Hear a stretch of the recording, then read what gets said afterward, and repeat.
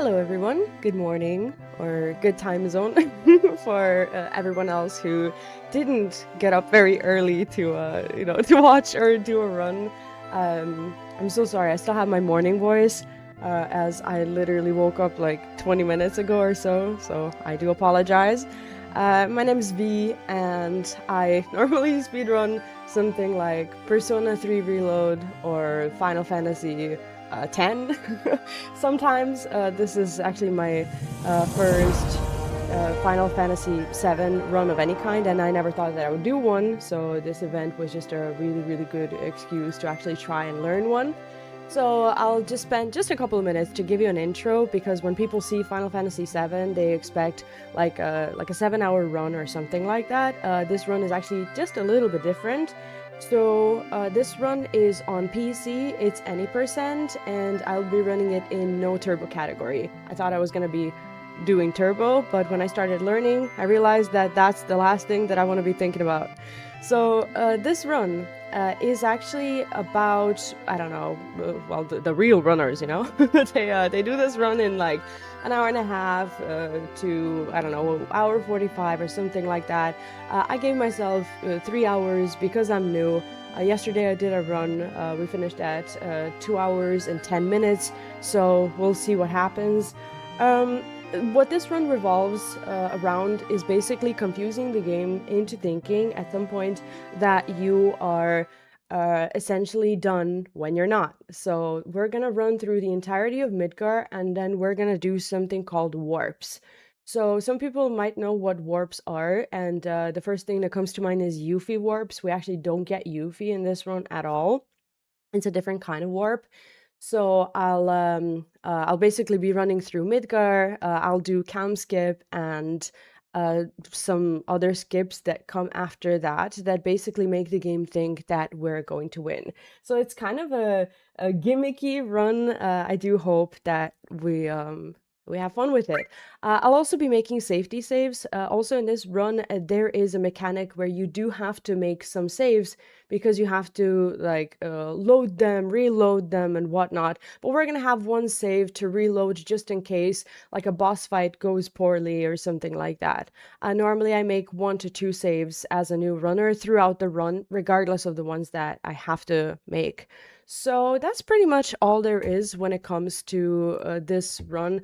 I'm not very good at reading the chat while running. I'll try to talk through it in the best possible way, especially while we're still not doing anything scary. But I will be honest with you, everything's scary for me. Thank you also for the good luck. I did see some messages, some familiar faces. Good morning. And hope this is fun. So basically the first part is the standard reactor and, you know, road to Sector 7 in general. We're going to be on ATB active first, and we're going to have a little menu to adjust.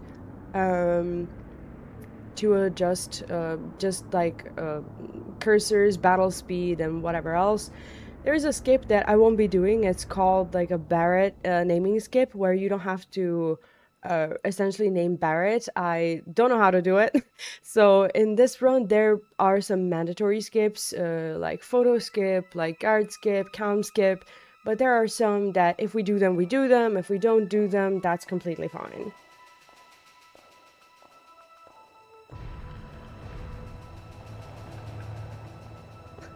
It's like 10 is close enough. I did say 10. Maybe I caused confusion.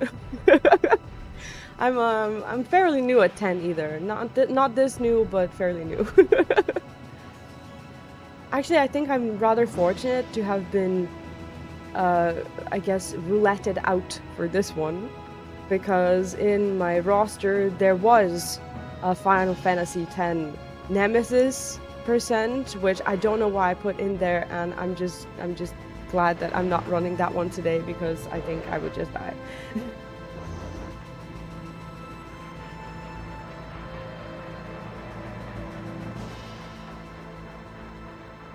So here is the menu coming up.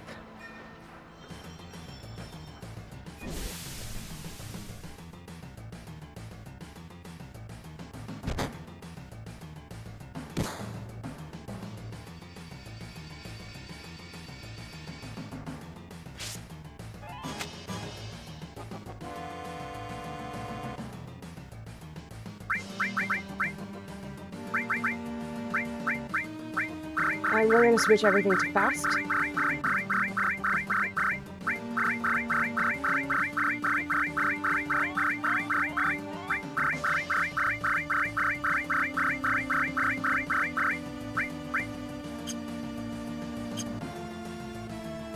Here we're gonna grab potions from the guards just for safety, as I will be selling them later on. Here there's like a little bit of RNG based on when Cloud is actually gonna get his attack, so we could get something called a fast Cloud, which is, well, this is looking pretty good, where he actually gets the first attack, and sometimes he just gets whacked before he gets to do anything. So this was kind of okay.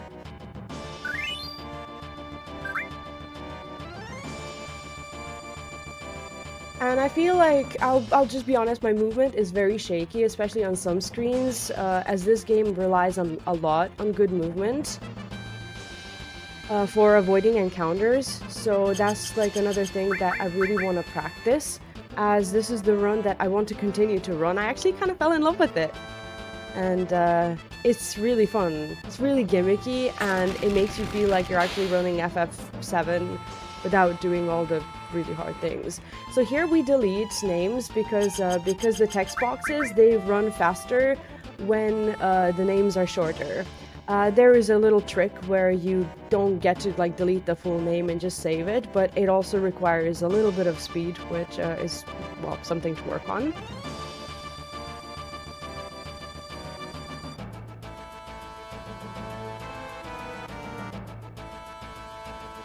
Here there is with the menu loading, like especially when you're on step count, there is a way to basically predict the encounter and avoid this encounter. We're not going to be on step count. I think that's really important to mention as well, as I will be doing saves, and I'll be completely honest with you, I haven't practiced it yet.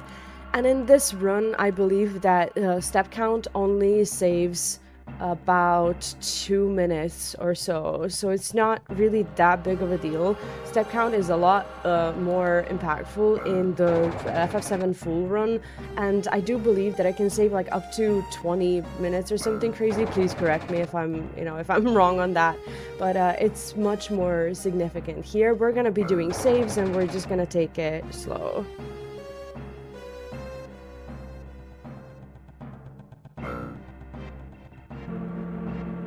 So here we just want to make sure we don't mash after Barrett, and I'm gonna be using the phrase enters our body a lot because that's how I call it and that's what it is, but don't take it the wrong way. You'll see if you've never seen FF7. Barrett is very soon gonna enter Cloud like this, and and I will be calling it as it is, so sorry about that.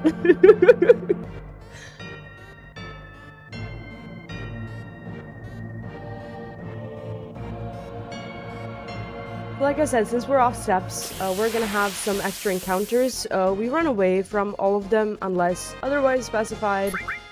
And here we're actually using a trick to put ourselves into back row so that we would take less damage. It's not really a trick, it's just basically holding some buttons. But that's about it. So I do that with most fights. Here there's a trick called ladder grabbing. When you're close to the ladder, you can like actually interact with it and kind of hop onto it. It's something that I'm still practicing. Ladders are not my forte, but we make do.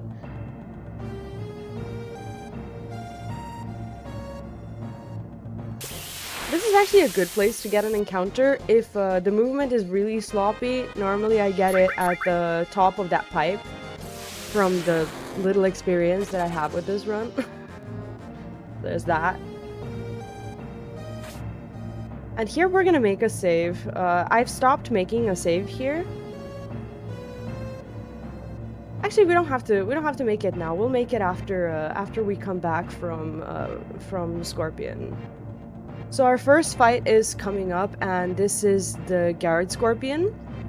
There are some nuances here when it comes to how good you're gonna be at Scorpion, but I just run through it. The goal is basically for Cloud to get a limit break if he can for the apps fight, Sometimes I get it, sometimes I don't, but we get it on apps anyway.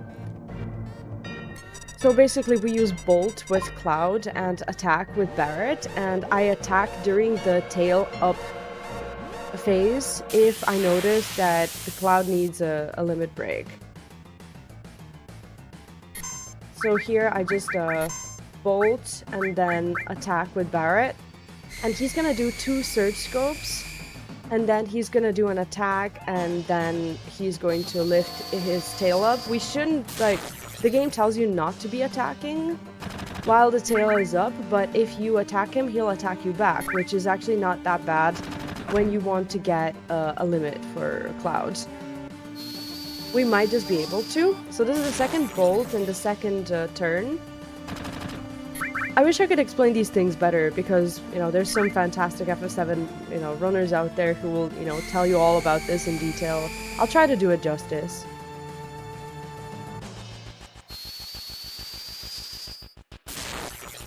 We're having what's called a decently strong Cloud, so you can get a weak Cloud or a strong Cloud when you like start the game. It's very random, but Cloud can do anywhere between, I want to say, like 88 and 96 damage with Bolt, so we're having a decently strong Cloud right now. I have queued some attacks for the tail laser stage, just so that he would attack us back and fill up Cloud's limit break. And of course we want to do damage, but I'm going to stop queuing so that we don't actually die to the tail laser.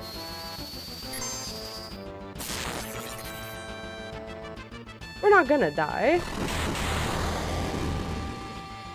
So we're gonna start attacking. Oh. Oh, we're gonna be fine, right? Yeah, we're gonna be fine.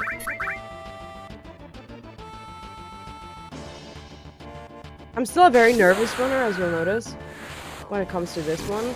But I think we got it, and Cloud actually does have a limit break. And thanks everyone for being kind and being supportive, like throughout this entire event, because some runners, well, all runners are very new to the runs that they're running, and it means a lot. Here we're gonna save because I'm prone to making a silly mistake that normally would cause me to like reset, and I'll explain. There's a part in this run where you have to select a certain dialogue option, and if you don't, you basically can't, well, you can't continue. So we're gonna make the save now.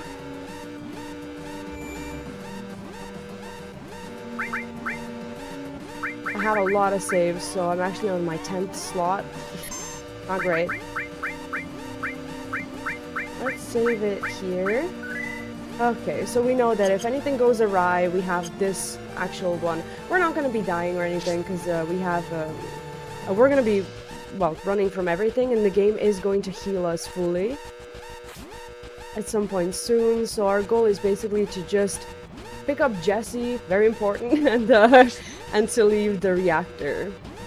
One story, when I played FF7 for the first time, I actually left Jessie, and then I had to come back and get her, and I missed the timer.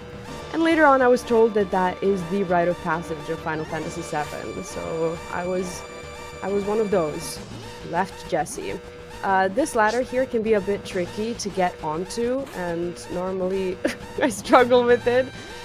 This was not perfect, but also not a disaster, so... Okay, and now we're just gonna go back with, well, using the same route that we used to get back here. And when you hear those noises, that's me basically switching to back row so that we take less damage. At this point, at least that is second nature.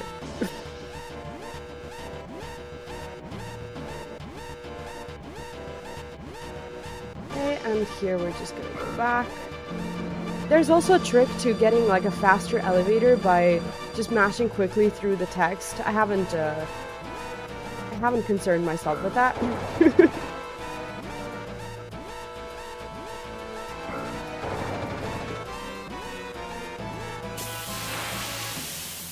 So I'm guessing that this is going to be the last encounter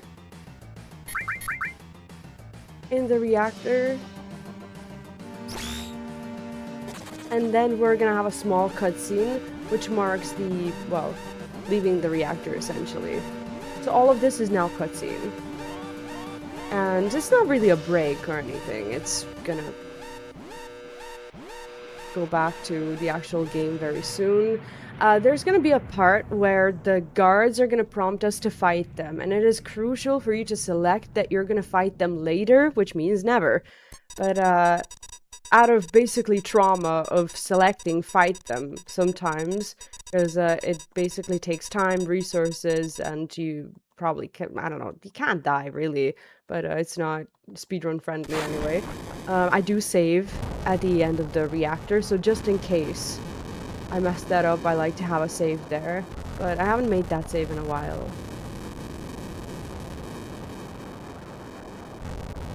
I am gonna try my best with explanations. Do forgive me if I say something wrong. I'm very humbled when it comes to this run, as I have huge respect for all the Final Fantasy VII runners out there. And the last thing I want to do is spread misinformation, so feel free to chime in if you know something about the run and, want to talk about it, obviously, but I will just do my best with my very beginner's explanations. Here, we're rude to Aerith. Doesn't matter if we take the flower. And we just go. I pick up safety potions because potions we can sell to get extra grenades. I get a lot of extra grenades in this run to just make sure that we're good to go. And this is that part with the guards. So we want to select later 3 times. You would not believe how easy it is to actually mash through this. So it takes like all of my attention to select later.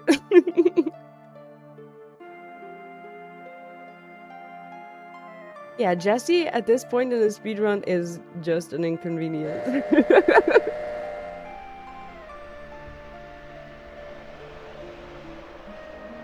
Especially with the part that's coming up, it's called Jessie Skip, and I actually am running on the PS5 controller where I haven't practiced the Jessie Skip. But yesterday, as I was practicing, I accidentally got it right. So I'm not sure if we're gonna get it or not. For the sake of, showing it to you, I will try a couple of times. If we don't get it, we just talk to Jessie, and basically we get through. What Jessie Skip means is that we walk in and out of the room to stop her from talking to us about the, essentially like the sectors and whatever else that we see on the screen. So you avoid that little cutscene where she's, showing you that. It saves about, I want to say about 12 seconds. So if you're doing a run and if you fail it twice, it's no longer worth it and you just want to talk to Jessie. So it's like a very small skip. I like to do it because it's fun. If we don't get it, we don't get it.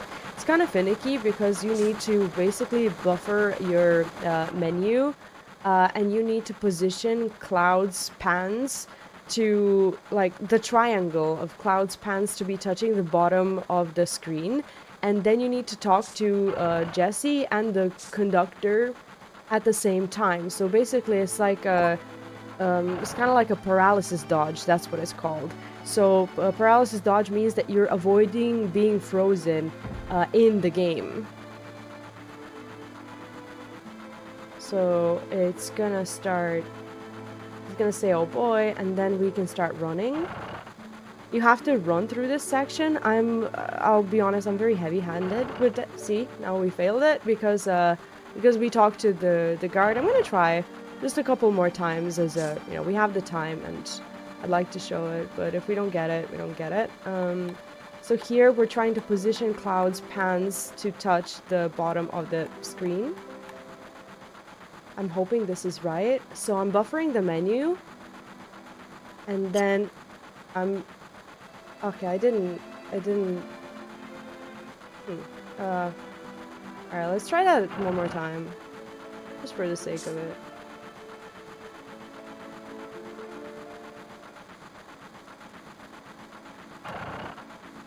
Okay, it's fine. We didn't get it. We don't have to keep doing it because it's actually very, very rare for me to get it on this controller anyway. So we'll just talk to Jessie. This is what you'll do in the run as well. Like if you fail the skip, you will just talk to her, and it's no problem at all. So this is the cutscene that essentially that you're skipping. The cutscene is a bit longer, so performing the actual skip, like when you subtract that, you save about like 12 seconds or so. But at this point, it's not worth it anymore. So that's the cutscene. It looks very short, but you know, in a competitive speedrun, it means a lot to actually be able to save it. Now we're just gonna talk to Barrett, and we're gonna go and do our actual mandatory skips.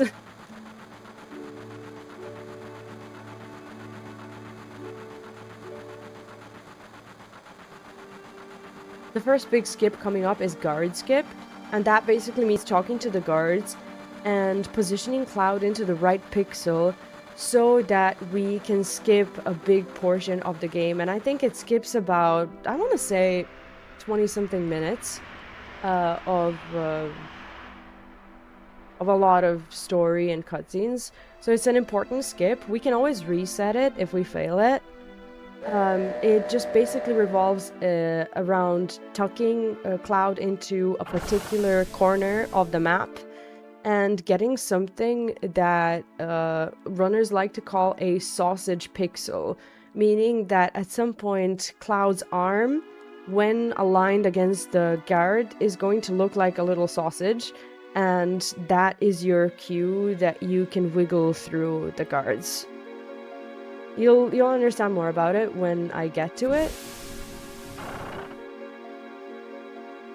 So that is an actual real important skip for this one that we can't do the run without. So here, the whole bar cutscene is loading, and as soon as Cloud is visible, we can actually walk out and walk back in to skip the animation of everyone just like being kicked out of the bar. So I'll just walk out, walk back in, and then we're gonna go and meet Tifa. Oh, there we go. What's really finicky about FF7 is that you actually have to follow the story prompts, and sometimes when you load into a cutscene, you actually have to walk a certain distance for the story to start, which I'm notoriously bad at. Sometimes I just like expect things to happen and they don't. So you have to know a little bit of story. For example, here you want to walk out to get Barrett to walk into the room in the first place. Yeah, Barrett just does things, to be honest. Here, if we fail it, it doesn't matter. I haven't historically failed it, but there is a way to basically skip a materia tutorial, which you want to skip, and if you're doing a real speedrun, you want to reset because it takes like 2 minutes. So it would just be embarrassing if we got it, but apart from that, it wouldn't be a big deal. Basically, Barrett asks you to explain the materia to him, the materia that you found in the reactor, and you have to be rude to Barrett and say you wouldn't understand it. So you kind of, like, it's kind of like a sneaky way to, to avoid a tutorial by essentially being mean to him. But we do that in the speedrun, because the tutorial is just notoriously long. Oh, this is me needing to walk out. So here, you actually want to walk out to prompt Tifa to come here and to talk to Cloud in the first place. So I had to move with Cloud here to get her to spawn.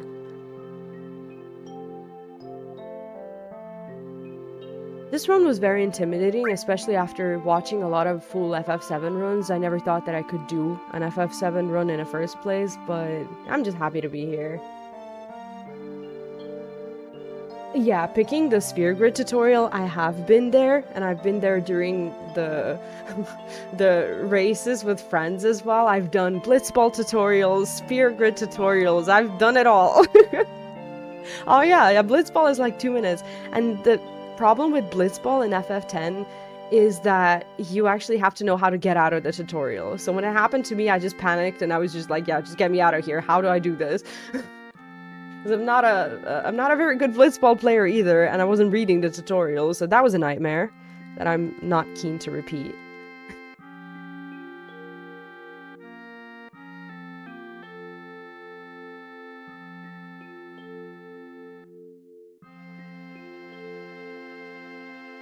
Here we see Cloud giving a lot of false promises.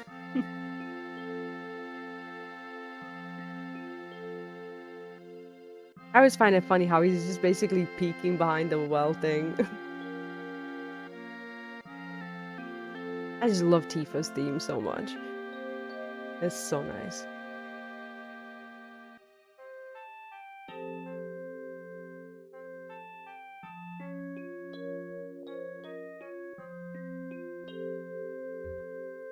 So what we're gonna do after we exit the bar, we're gonna enter the shop to basically sell all of our potions and buy grenades. People normally buy 21 grenades here, and I buy 31 because I also pick up a safety item from upstairs. So I like to have extra grenades, you know, in case stuff happens. Worst comes to worst, we have saves for every part of the game, and this is basically the tutorial part.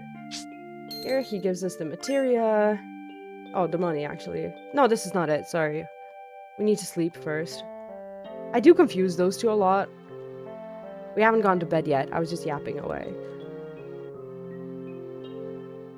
Now we go to bed. Well, bed. No beds in this place.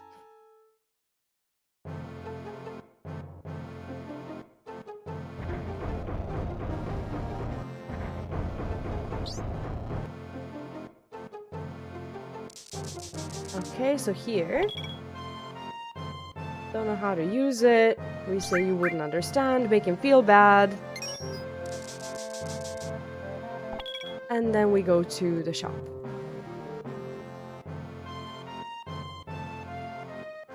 So the shop is right here. And this is your one chance to stock up before we go. Oh god.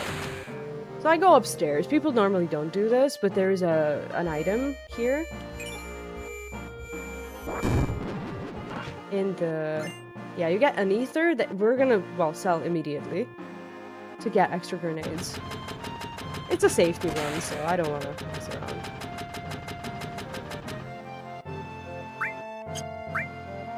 So we basically sell everything. All potions, you can keep a phoenix down, but we'll have saves, so we don't really have to. And now we'll buy 31. Why not? Now is the time for guard skip. So what you want to do is not fail it. Oh, you can reset it by walking to this screen, but anyway, you align with this pixel, go down. This. And now we tuck Cloud in here, wait for him to move, and then release. We have to try this once, and then turn him around, do it again. Turn him around, and now we look for the sausage pixel. Look at his arm. I think I'm too close. Oh no, we're fine. GG's, we're through. That's guard skip. And now you get to leave.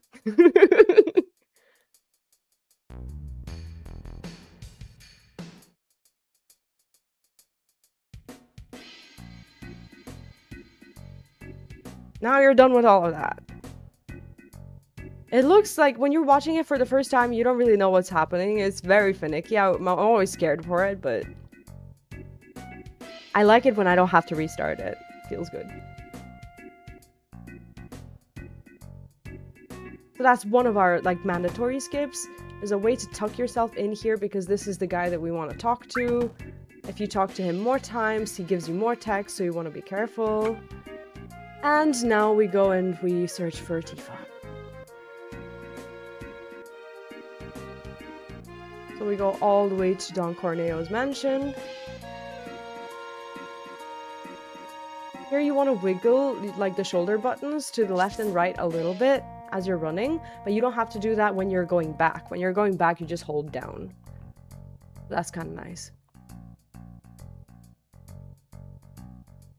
Our first stop is going to be the materia shop, where we're gonna, well, we want a tiara, essentially, for Cloud, as he's gonna, turn into, well, he's gonna cross-dress to trick Don Corneo or whatever. And then we're gonna go to the restaurant to get a coupon for the pharmacy. And then we'll go to the pharmacy to get a digestive. These are all story items that will help us get Cloud to win the competition, essentially, when it comes to him and Aerith and Tifa when we're at Don Corneo's mansion. So this is all a setup to make sure that that happens. There's also another sort of paralysis dodge in the restaurant where you can save, like, I don't know, 2 or 3 seconds or something like that. We don't concern ourselves with it. But it's very important to not mess it up and to select the option. It was good. After Cloud gets his meal, he's gonna get 3 spoonfuls, and after that we're gonna get a dialogue option. So you can mash through this, and once the text box saying enjoy shows up, that's when you want to pay attention. 1, 2, 3, and it was alright. And now we have a coupon for pharmacy, and we leave. Now we go into the pharmacy. This pharmacist sometimes doesn't want to talk to me, which is fine, I'm used to it. He just needs to, like, walk past this point to notice Cloud. Sometimes that takes ages, and we're all gonna grow old until he notices me this time, it seems. Yeah, he just doesn't care this time around. Hello. Hi. While we're young? Like, he needs to basically get startled and say something to Cloud. There we go. Okay, and we choose digestive, which we're gonna need for the bar. We don't need to get anything. We got the digestive, and now we're just gonna go and sleep. This guy can be avoided. Sometimes I bump into him like this. And here it's important to select the option for 200 gil to stay here, because this is all collecting us the items that Cloud will need to be the best girl. Yeah, the prettiest princess. Exactly.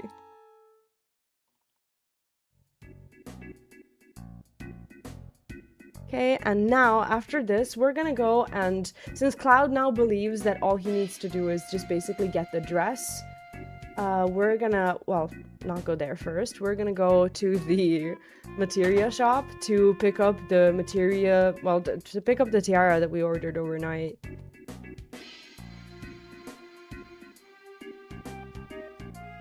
This is just how I'm used to doing at this point. We get a diamond tiara. And now, Cloud thinks he's done. Oh my god, move. And we go into the shop to get our dress.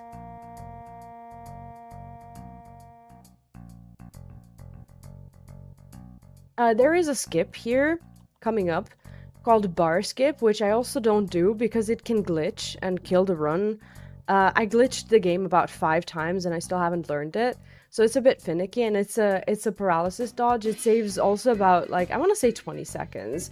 So I'm not completely sure how much it saves, but it's not a crucial skip. What matters is that you talk to this guy and you select the second option both times, because that is the dress that is going to get Cloud the win.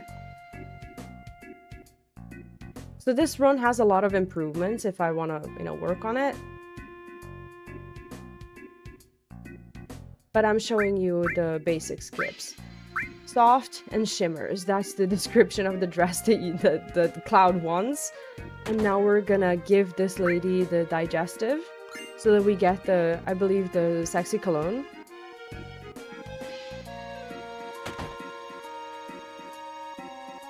Cloud, like, waits a little bit before being able to move. Alright, we're done with the bar, so now we're gonna go back and we're gonna try it on again. And the first 2 times you want to talk to the guy, but on the final trying the dress, you can just run into the cabin. Here we still can't. We're gonna make a save here because we're about to do a minigame that can fail, and if it fails and if you don't have a save, then the run is over. So you want to win the squats minigame. in order to get the wig. So if you draw or if you lose, it's over. So we're gonna make the save right before we walk into the gym to try and do that. Because it's safer. Obviously, when you're not a beginner, you're not gonna be doing these silly saves, but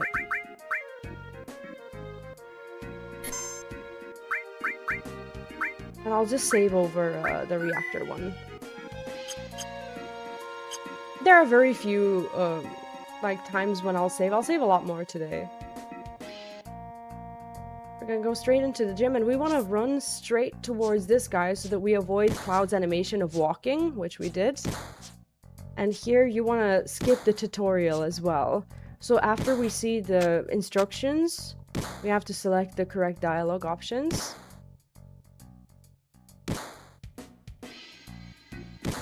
Like here, and then he says, got it. 1, 2, 3, 4, not interested.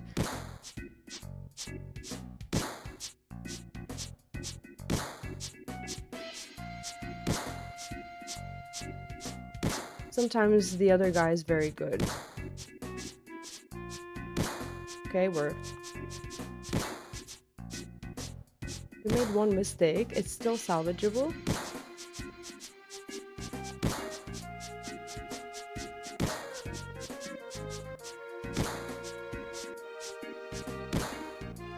Okay, I had 19, he had 16. GG's, we win.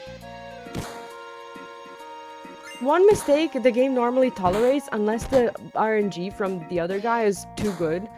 And then he just like wins and you have to do it perfectly. So now we finally get dressed. Yeah, still 19. 21 I think is max or something. So we missed like a couple.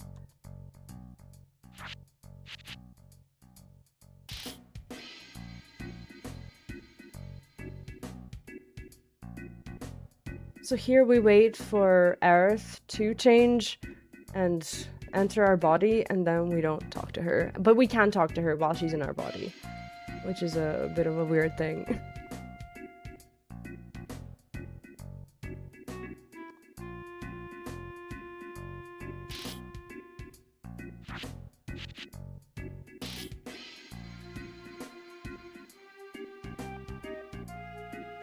She just looks like she has a giant 8-pack or something. Okay, now we take all the princesses to the mansion.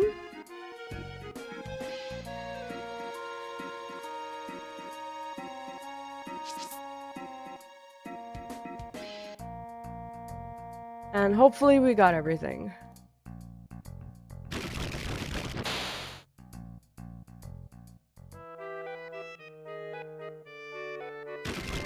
These stairs are a bit weird to climb onto. I don't have the movement down yet. So after this dialogue, you want to climb here, and yeah, sometimes you get tucked in there. And here I just hold left. So here, we try to talk to Tifa, and we wait until they start to openly bully Cloud. I say, Cloud, whatever. And then we go to Tifa, talk to her, and we really want to pick up that item on the left because we're gonna sell it.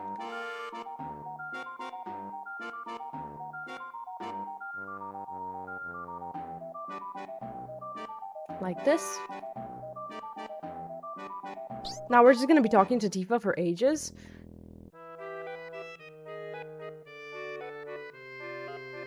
And we basically wait until we see the guard on the stairs. And that's our cue that the dialogue is gonna end soon and we can go and pick up the item. We can go early, but this is just... it should be optimal.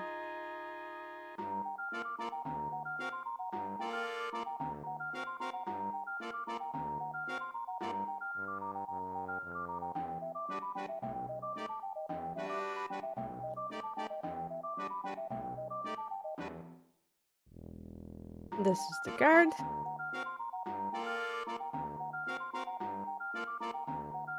And this is an actual torture room. In case you've never seen it. FF7 is dark.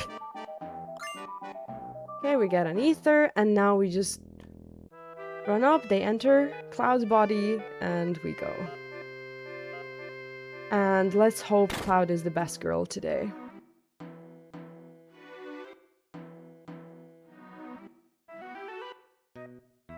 There's also a way to make the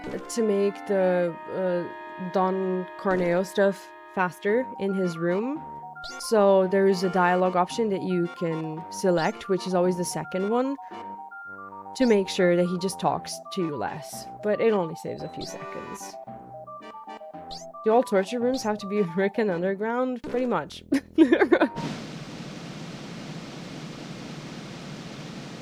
Especially in these older games, I guess.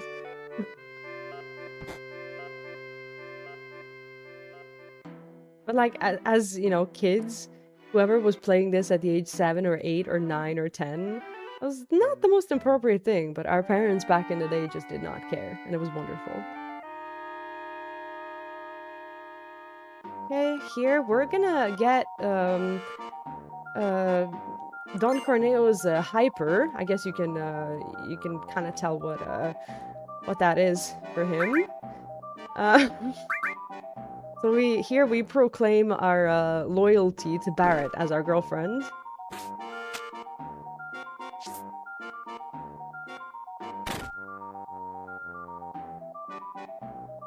Tifa and Aerith make some horrifying threats, and we just mash through it. Next boss is apps. So if you're doing this run very optimally, you want to set up something called a preemptive apps, which means that you get a very specific type of encounter where you get to attack the boss first from the back. And that's faster, but because we're not in step count or anything, and setting that up starts at the reactor, we're not going to be doing that, and we're just going to focus on finishing the fight. First, we're going to use Bolt with Cloud, because the boss kind of gets stunned a little bit, and then we're going to spend his Braver, and then he's going to keep throwing grenades, and everyone else is just going to be on grenades. It takes a total of 8 grenades plus Braver to kill it, but we're also going to be bolting.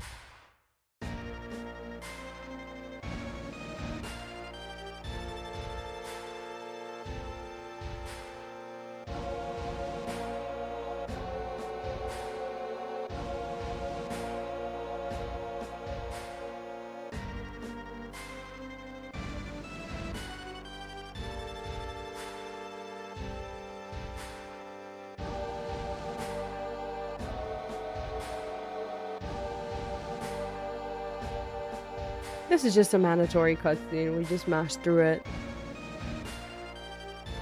Kind of, you know, when you're speedrunning and if you don't know the story, kind of jarring. It's like, what is this now? We were at the, you know, at the sewers. We talked to Aerith first. For safety, you can go and pick up that item. We won't be doing that. So we're just gonna be very careful with this.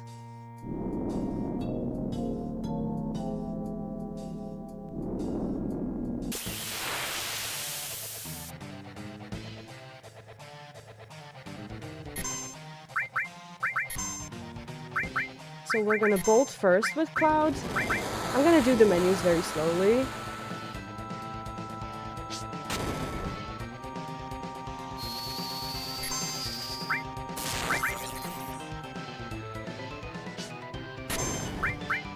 Braver. Grenade, and then we're gonna switch to grenades with Cloud, and then we can just hold the button. Now everyone's set up to collapse.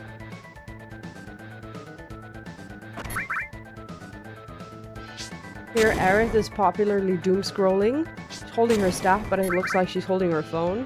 That's kind of funny.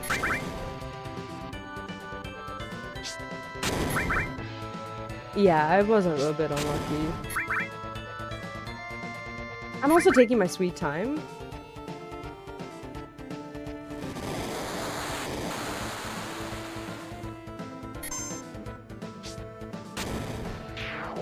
And GG's.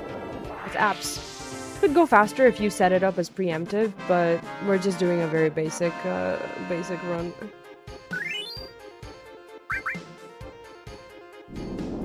bits of dialogue, and then we just move around.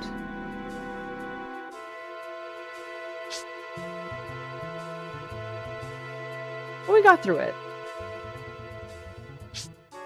So there is a way to heal your party. Since Cloud has a restore materia, if you really get wrecked on apps or wherever, you can always equip Cloud with a restore materia and just cast Cure on everyone. I'm actually kind of tempted to do it. Let me see how... Yeah, Aerith is like... yeah, let me show you the safety thing. So basically, the materia that Cloud has is lightning and ice. We switch ice with restore, go into magic, and just cast cure with cast cure with everyone just to be safe. And then it's very important to switch the materia back because we need, well, we don't need ice, but we don't want the cure.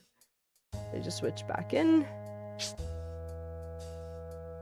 Actually don't know if we need to switch it back, but it's fine anyway. This is the train graveyard sequence. The movement here is a bit weird. As in, like, there's a lot of ladder grabbing. But there's also a lot of, like, oh, if you hold this button, you'll just go straight. I don't need to save here, I don't think. Yeah, we don't.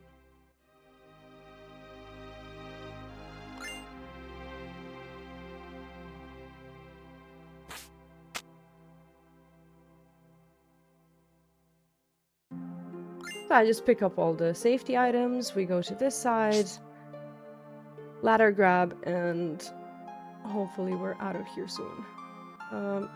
This particular ladder is a bit weird. Walking too much increases the chance of encounters, so we don't want to do it. Too much? I'm suspecting I'm gonna get one before I leave the screen. No? No. Okay.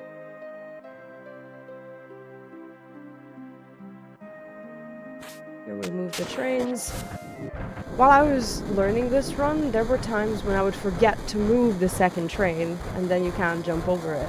So hopefully we're past that.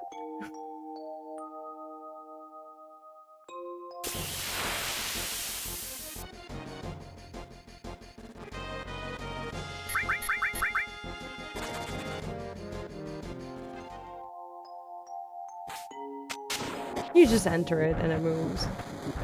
That's all the science.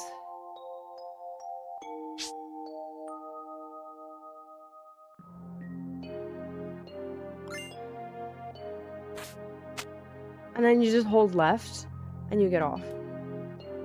Oh, you have to ladder grab even the ladders that go down. Otherwise, Cloud will just not go.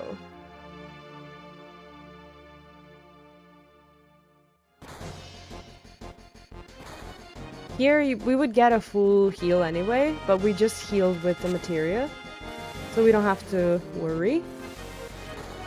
The next boss is Reno. So what we want to do is we want to throw... Well, he dies to 8 grenades. We can also Braver with Cloud if we have Braver, which I don't think we do.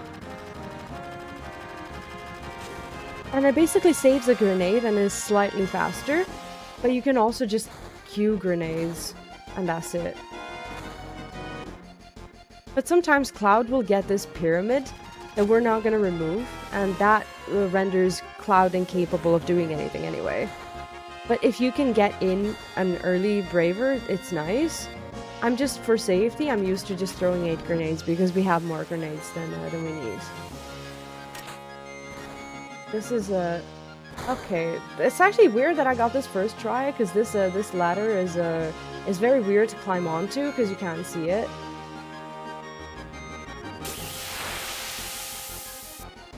I personally find it very jarring that the combat music plays through this entire section. It's not a bug or anything, it's just like that. But, I wish it wouldn't. And also I've noticed that the sound of gunshots is in the same rhythm as the combat music. You didn't need to know that, but here we are.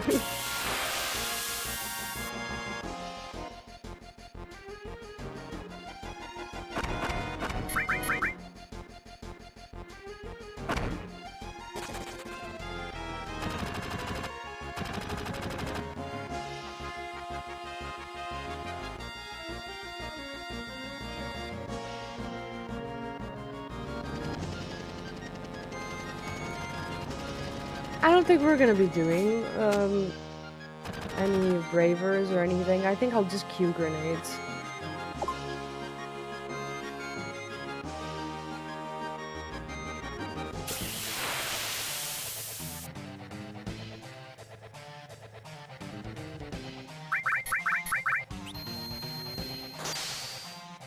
Yeah, Cloud doesn't have Braver either, so we don't have to worry about that. When he hits, especially Tifa, like he hits hard. So it's always like, is she gonna die? You know, we hope not, but...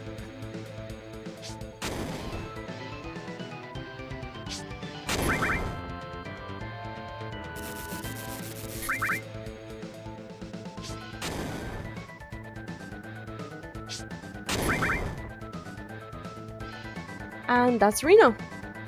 Now there's gonna be a cutscene. It's like 1 minute and 20 seconds. It's a tiny bathroom break. I'll just let my dog in because he's outside when we get to it. Your Tifa spins a little bit. And then it's very important to not forget to talk to her because sometimes I do that. And what wakes me up normally is the sound of beeping keyboard. And we'll just be there forever unless we get to her. I'm telling you about all the silly mistakes that you can make as a new runner as well, and it's completely fine.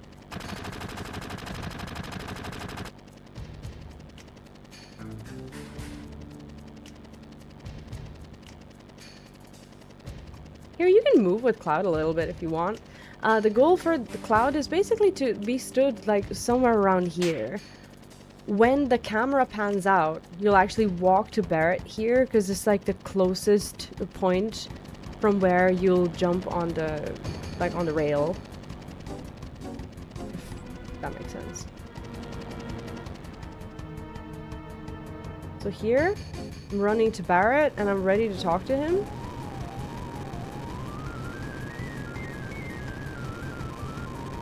Sometimes it's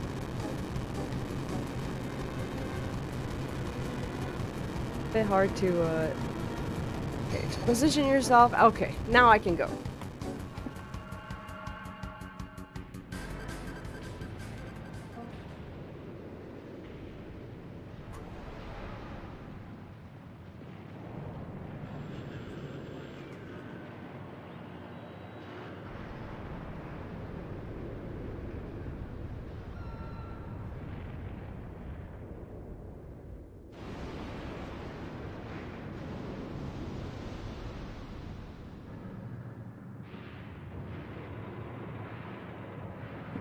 My dog does not want to come back in.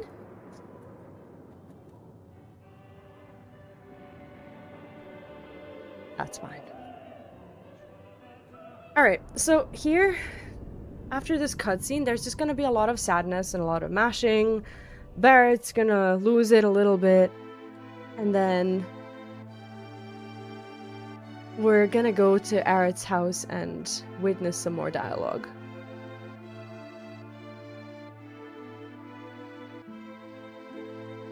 So it's a bit of a calmer part of the run. And we're about to enter what I personally find the most difficult part, which is the Shinra headquarters. After. Because there's just a lot of stuff that can happen at Shinra. Yesterday I was doing a run and I had a bug, a pincer, and I got caught by guards. So it was still a decent run, and I think the time was like 2 hours and 10 minutes or something. So there's a lot of time saves to be had in Shinra, especially. But overall, I'm happy with the run. If we get caught by guards, it's whatever. We'll just take it slow and we'll try not to. But you never really know.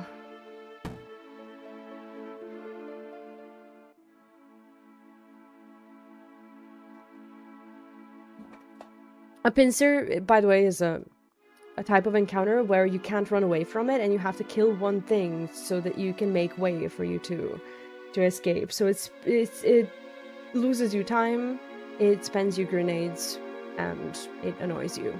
So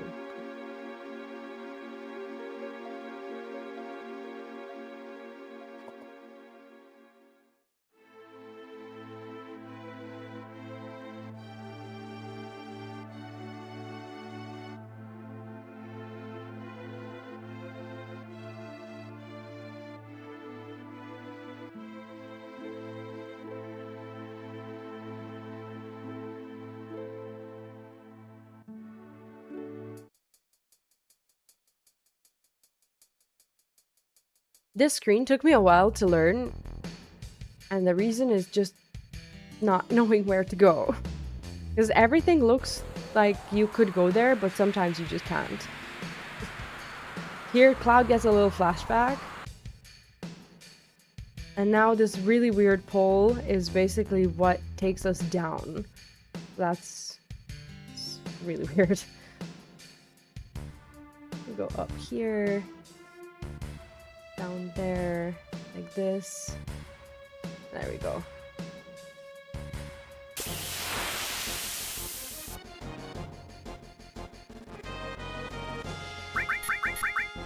Tifa's a bit dented in, but we'll be fine. We're just running to Aerith's house. We can sleep in Aerith's bed if we want to, for safety, which I think is never a bad thing to do. I mean, sleep in Aerith's bed to heal yourself, right? And we can pick up all the safety items and just make a casual save, just in case of anything happening. We don't have to do it yet, though, because there's going to be a lot of dialogue. I'll make a save, why not?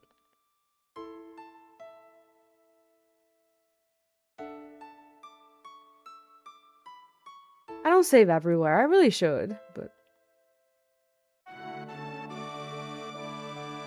We can make a save because we have a shop coming up, just in case, I don't know, we oversell or something.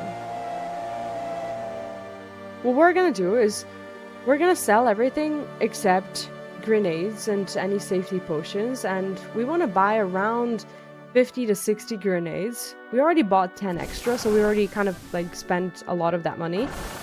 But we want to leave with about 570 gil or so, maybe 556 or something like that. Because we're gonna want to be able to buy batteries, which we have to do for story. And then I like to have a little bit of extra to ensure that we can buy the Gasol Green and later on the Chocobo Lure as well.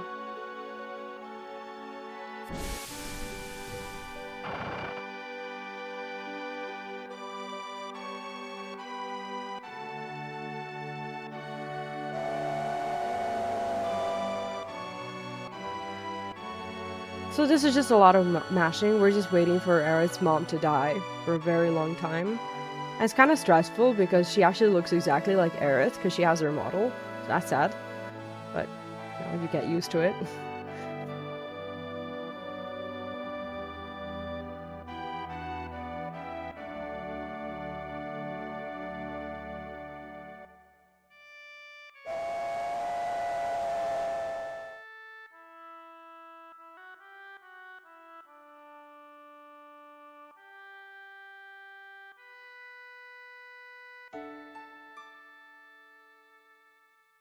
Yeah, imagine if she died. How stressful would that be? How sad would that be for a game? Imagine if you're like 7 and you're just innocently playing your game. And imagine if your favorite character just like dies never to return. That would be awful.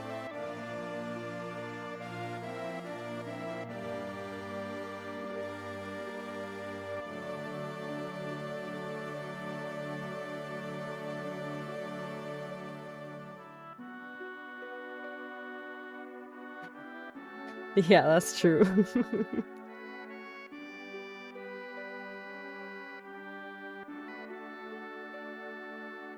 That scene in Remake, if you've played it, is very sad. Like they made it really stressful. Okay, so we're gonna go into Aerith's bed because why not?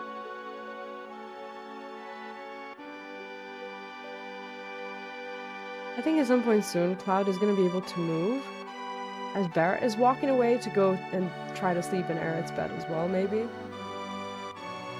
Here, there's a potion and a phoenix down for safety. If you want to pick it up, we can. It takes like 10 seconds to sleep, and Tifa's a bit, struggling a bit, so let's heal her. Sleeping heals you. That's all it is. Takes 10 seconds. It's a safety run. Why not?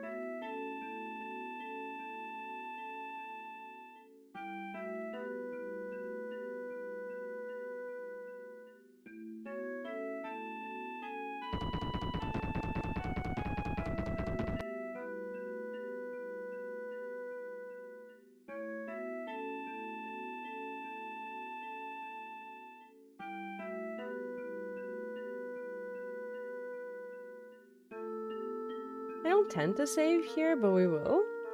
Because of the shop. I haven't saved in a while.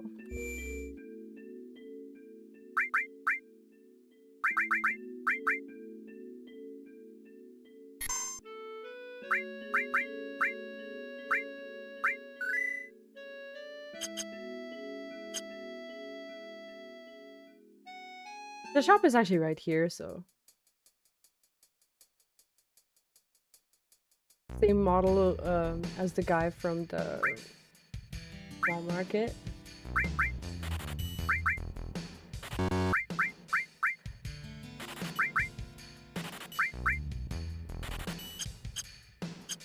Oh, yeah, let's talk to him again. Let's buy...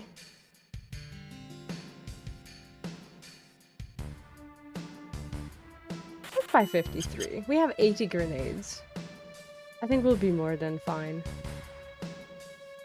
They're all just for safety. You don't over purchase grenades like this. You don't get all these safety items and everything. At some point I'll stop getting them. But now we just go back the same way we came in. Which is never easy here.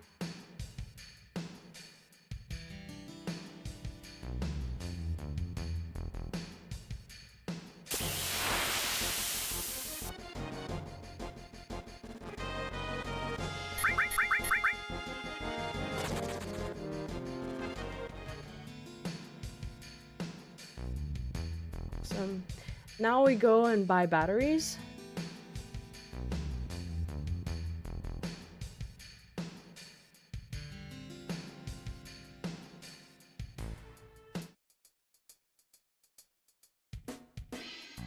Which is the shop next to or above the gym.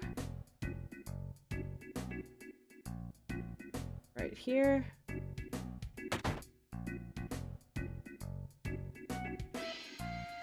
And then there's gonna be some kids wanting to show us something really awesome.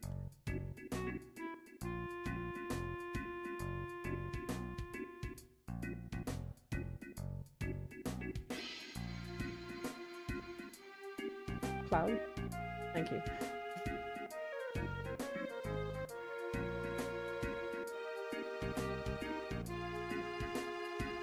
And the soundtrack change. As we climb the pole.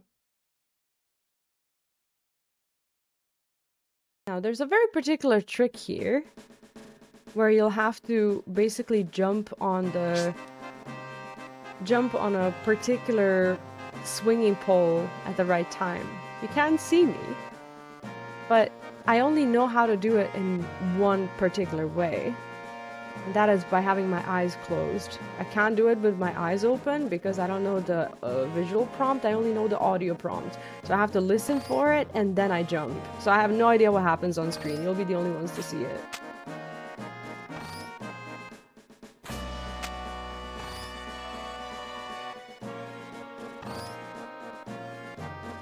Late encounter, that means the glitch shouldn't happen today. I actually don't know that that's even related to the red Shinra guards thing, but maybe. Yesterday, I can't remember where the encounter was, but thanks for paying attention.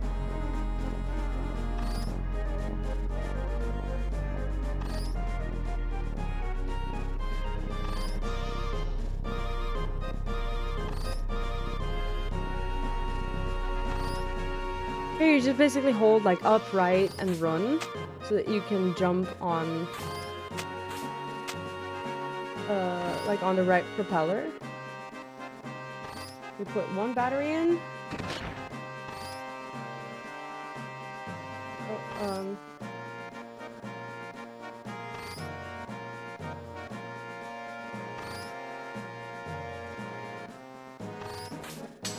there we go. Didn't see what happened. But you did.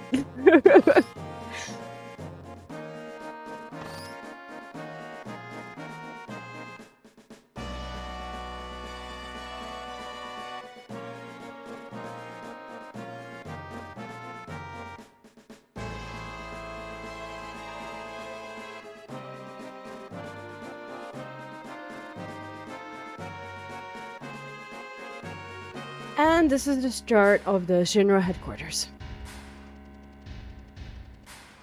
There's some, well, not necessarily difficult things happening here, but some of them are. The final actual boss of this run is Motorball.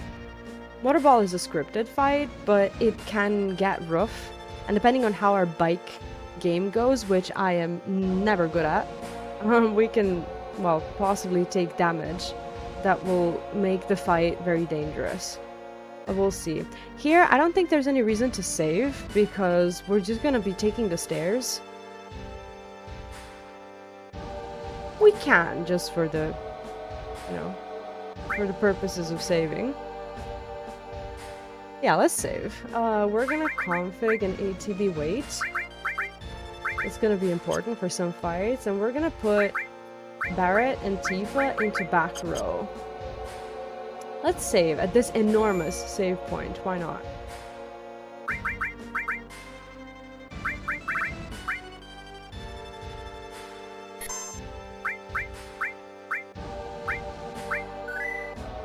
Now we know that no matter what happens, we have a save in front of the Shinra building. We'll make more, especially before sample. You never know. There was this one time when I was practicing sample and all of the hits were on Cloud, and we finished the fight with Cloud having like 1 HP. It was not good. We made it through, but it was just actually unbelievable because he was targeted all the way. I thought I was doing something wrong. So that can happen. We're gonna take the stairs because I don't know how not to take the stairs.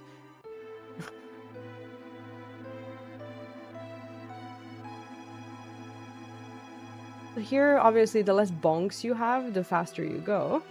And the less you stop moving for no apparent reason, the faster you go as well. Like this. But that's not the game, that's me. The game works fine.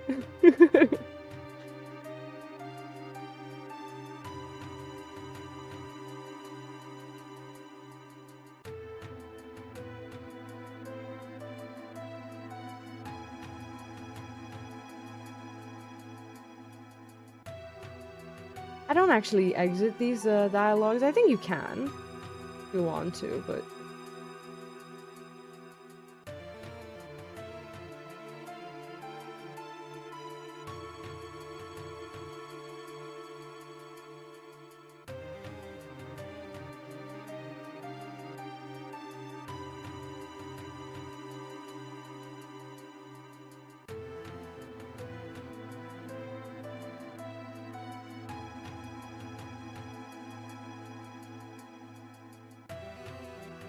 the stairs take about 4 minutes, not 4, like 4.5.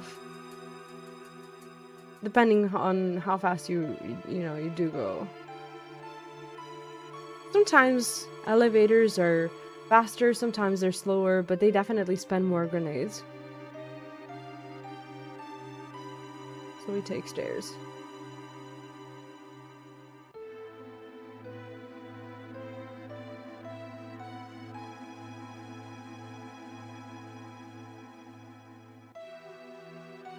This game relies heavily on having good movement. We pick up this item, by the way. It's elixir.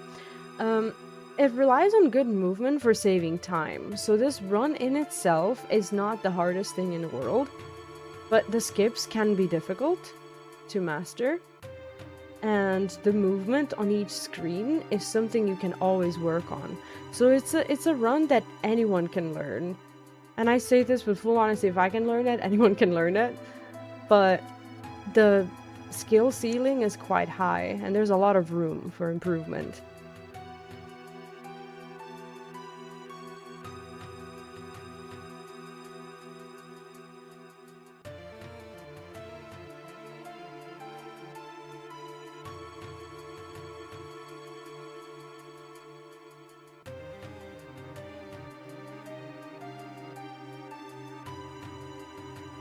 Shinra for me is complicated because sometimes I just, even with the notes, I lose track of where I'm at and where I need to go.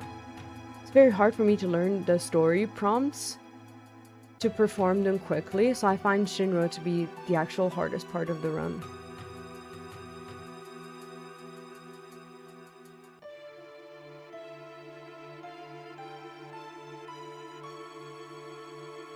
not freakishly long. There's just, you know, things to think about. And also I'm not a fan of the, you know, guards minigame. Yesterday I got caught twice after not being caught a couple of times. That was a bit demoralizing. It doesn't matter. We get caught, we get caught. Worst case scenario, if you get caught like 4 times, the game just takes pity on you and they just like let you through because you've, you know, killed all the guards. So it's not run ending. It just wastes time.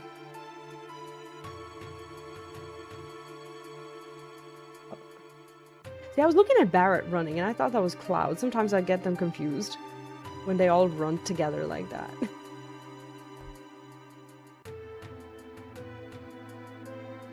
I don't know if you can hear the beeping. I'm so sorry. That's on me. Because I'm turning on my AC. Here, we want to break the red armor from these guards because that resets their ATP. So we want to target all 3 of them as fast as we can. Because that means that they will have less turns and we will, you know, take less damage. It'll be faster and whatnot. So I don't know if yeah, maybe I missed the sequence, but it doesn't matter really, it's a few seconds. What's really important is that you reset 3 of them at first, and then you kill them while they're like this on their little like rollerblades.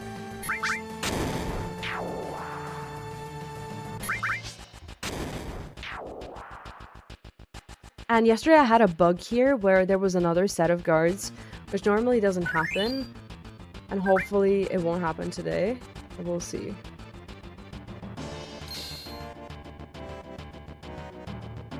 It didn't happen. We're through. Perfect.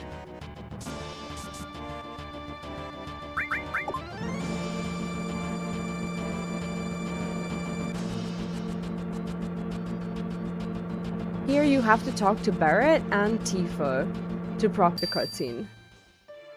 Alright, guards.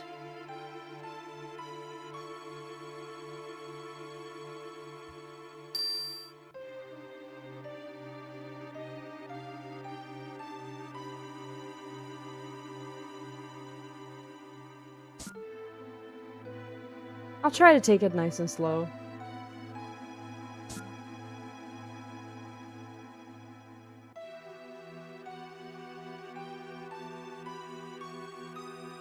Oh shit. Okay, well at least we got caught early on. Oh, sorry.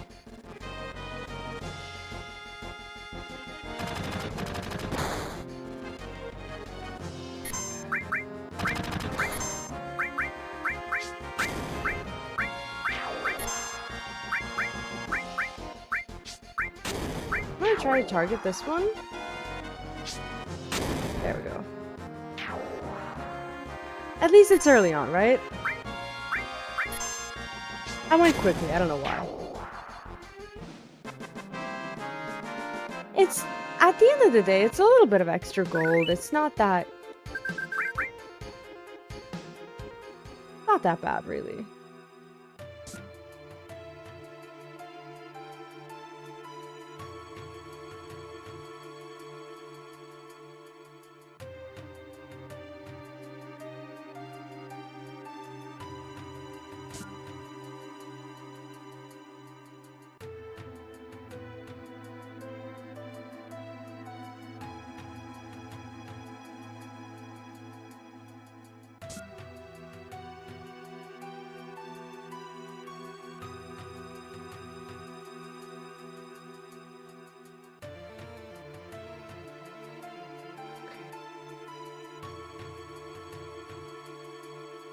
I'm gonna wait for them to go.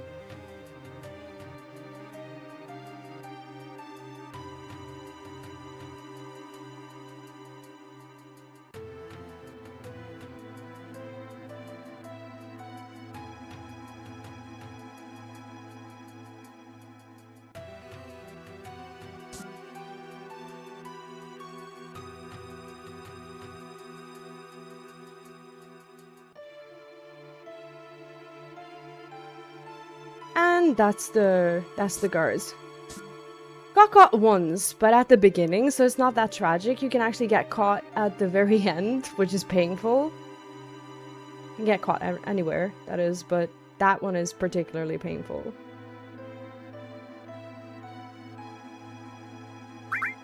Here we take the card. And then we go.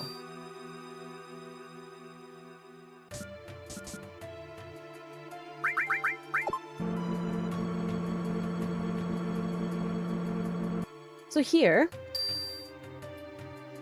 you want to either use the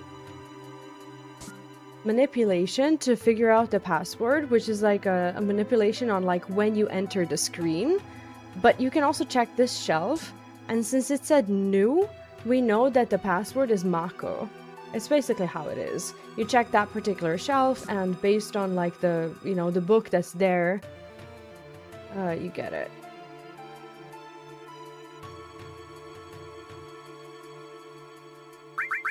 So we know that it's Mako. You can also spam it until you get it right. You just won't get the items. We don't really need the elemental material for this run. It's just, well, it's just faster to get it, you know, get it right the first time, and that's it. Then we're just gonna take the elevator. And go to 65.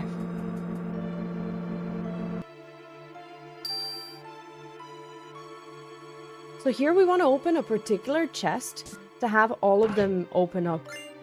This is where we got the pincer yesterday. This. And we want to fix this this board. There's only one hole that you can fix, which is the sector that was destroyed. This order of when you pick up these chests, it doesn't matter. You only want to pick up that first one first. Oh god. I don't want to walk or waste walking too much because the screen is live, meaning we can get an encounter.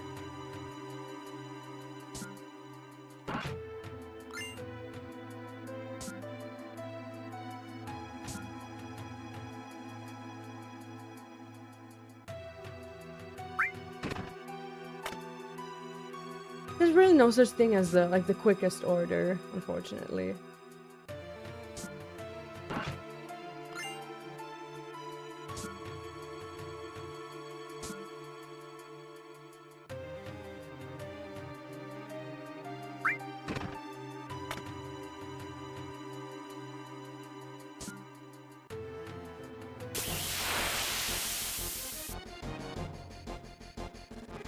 Now that I know that we can get a pincer here, I am a little scared of these encounters, but these fish, they can't do anything.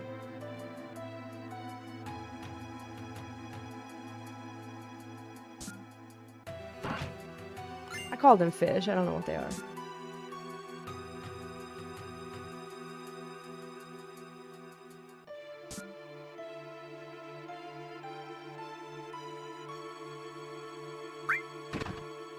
Okay, and I think now we can go.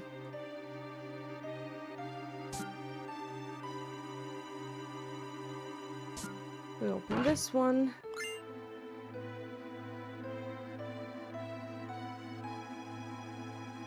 And shall we flush today? I think so. I haven't had any bad RNG, but if you want to flush your RNG, it is always good practice to come here, flush, and then climb up. You don't have to do it.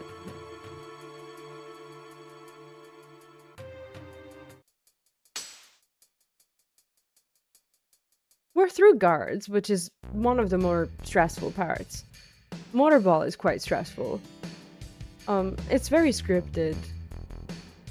But if you take a lot of damage at the bike game, it can get really dangerous. So we're gonna save before the bike game, of course, and before Sample.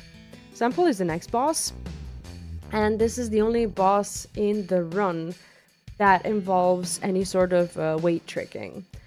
So since we're on ATB weight, what that means is that whenever you have a menu open or like an ability is targeting someone, the ATB bars will pause, and we do this essentially to limit the amount of turns that our enemies will take while making sure that we get the most turns.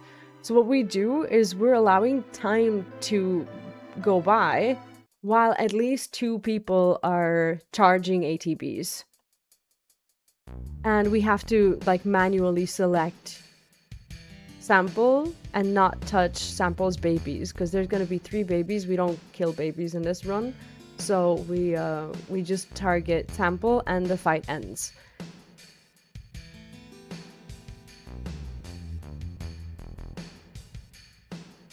Oh, got distracted. I just continued to mash there through the dialogue. All good. So here we just follow Hojo to the next floor.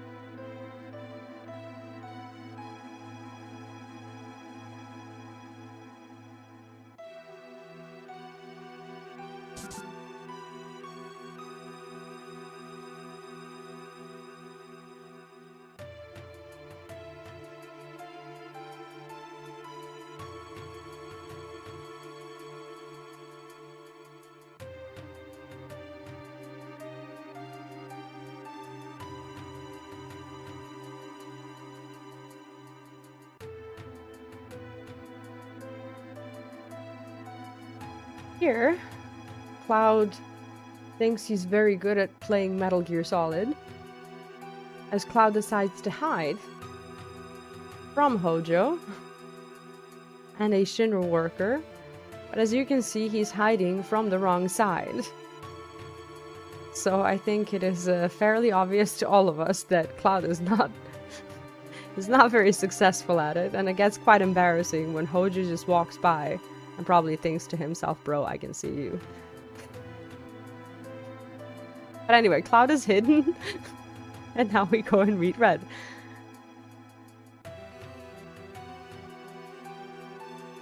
There was indeed a sentence like that. Yes, we do not do that.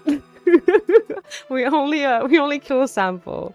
You'll see the babies. They're not cute and inviting in any way, but we try not to do it.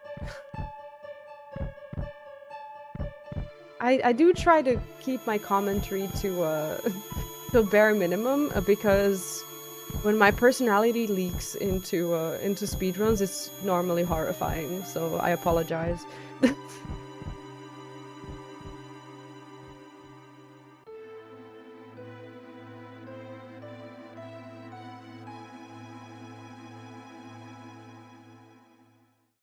We're gonna make a save before Sample.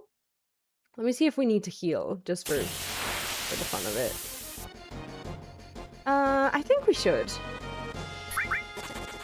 Yeah, let's just do it. Why not? We're gonna do the materia trick again, since we can't equip it in any other way. It's fine. It just takes a little bit of time. If you're a beginner, it's completely fine to take the time to heal and to replace the materia. We've done it twice now, just because I just want to make sure that we, finish it properly. And here we'll save at full health.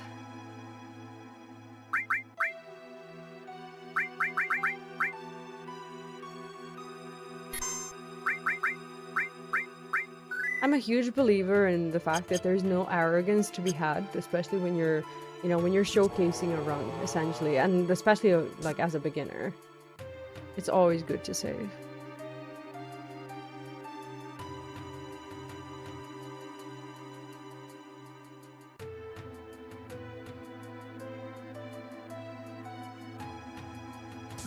So you'll see me stall a little bit with attacks. And that's basically the weight tricking. I hope I explained it somewhat right. Oh, thank you. I appreciate that. Yeah, I wasn't sure if I was going to be able to do the FF7 commentary. I have huge imposter syndrome because I know a lot of people who are very good at it. well, quite a few people, and I know what their commentary is like, so I can't really explain everything. I can just like add a little spice to it. That is that is my power.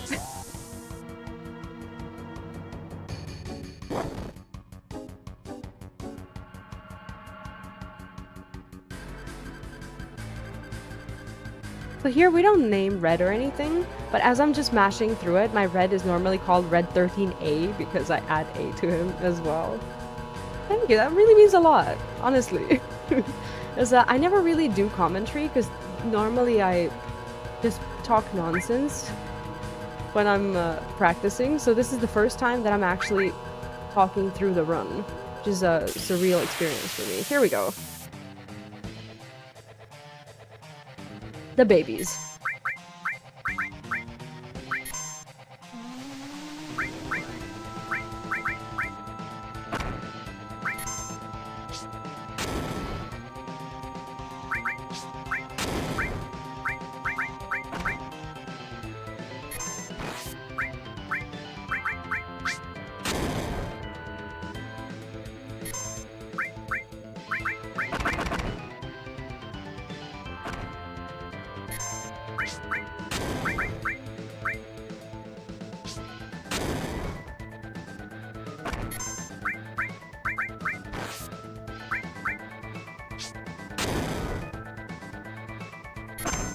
Okay, red is taking a beating there.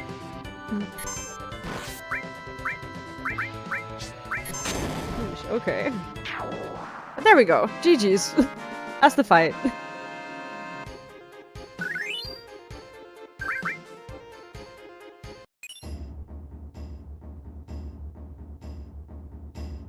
Yeah, I'll try to explain the things that I do know. There's a lot that you can say about Final Fantasy VII. Like, a lot. There's a lot of knowledge to be had and a lot of improvements that you can do, but when you're a beginner, you can just go in and just do what the notes say and you'll be fine. Here, we're gonna switch to ATB active again, and we're gonna put Cloud and Red into back row.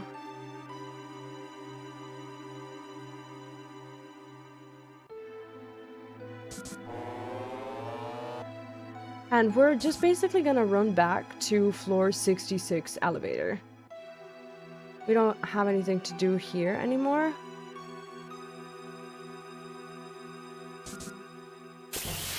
Basically a story. You run into the elevator and you get caught. And you go to jail.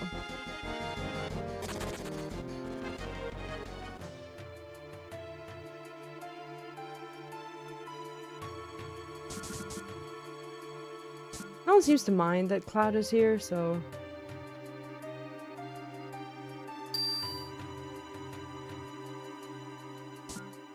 We go in, we try to leave, and we're caught.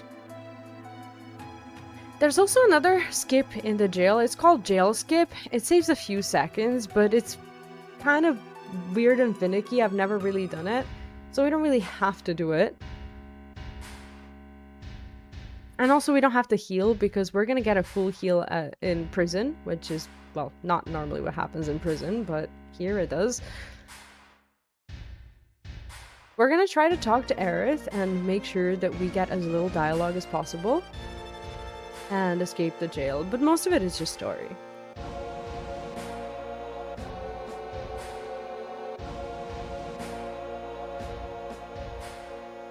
This run has a few of those big things that you have to learn. You have to learn guard skip. If you're doing this version of the run, you have to learn cam skip. You have to learn photo skip. You have to do all the bosses up until, you know, motor ball. And warps are not difficult. They just look confusing, but I can't wait to show you. But apart from that, it's mashing through the story, moving at least slightly well, and just having a remote idea of where you need to go. And if you don't, well, you have your notes, so... There's not a lot of bosses that are just, like, run killers. Motorball can kill us, and it might kill us, especially if the bike game goes poorly. And it'll, like, reloading will take another, like, 2 or 3 minutes, basically, to get to that point. it can happen and, you know, reconcile with it. But we'll try to do as well as we can. Okay, so we want to see how Aerith is doing. I shouldn't have talked to Tifa, I was just mashing away. But basically, Cloud wants to stand kind of here. Aerith's gonna be talking a lot, and we're waiting until Aerith kind of sits down on her bed to start walking towards the door and say, let's just all get some sleep.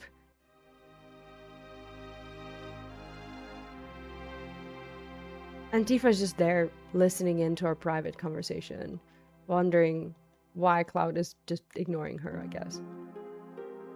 She tries to participate, but then Cloud just doesn't react and she goes back to bed. It's a bit sad. I'm a Tifa fan. She does talk. She does, you know, participate a little bit, but then she just, like, goes back. Sad. Okay, she's about to sit. I think I went too early. That's fine.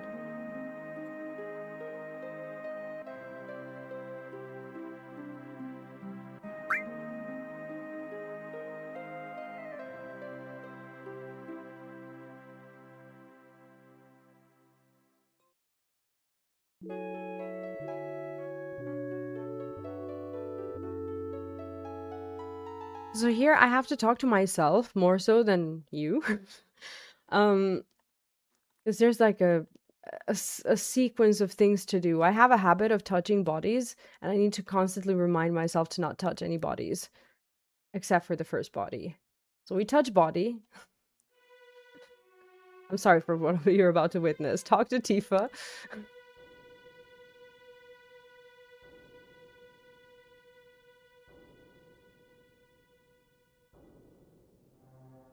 Talk to Tifa again.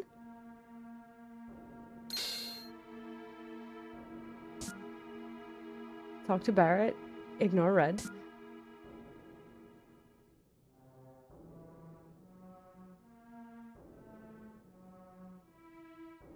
Talk to Barrett.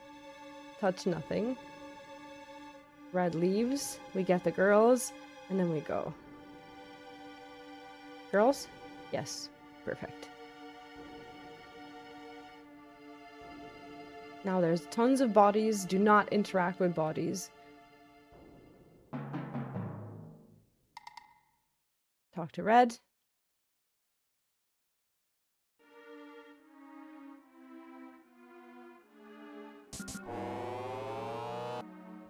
And here you just follow the bloody trail. You talk to no one, ignore the body. Trust me, there's a good reason why I'm saying this to myself. I really want to touch it. And I have done.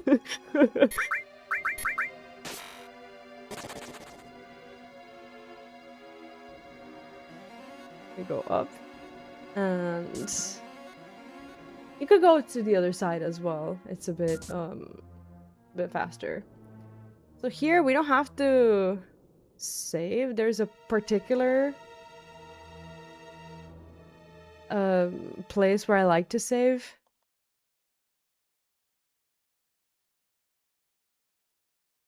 But it's not here yet.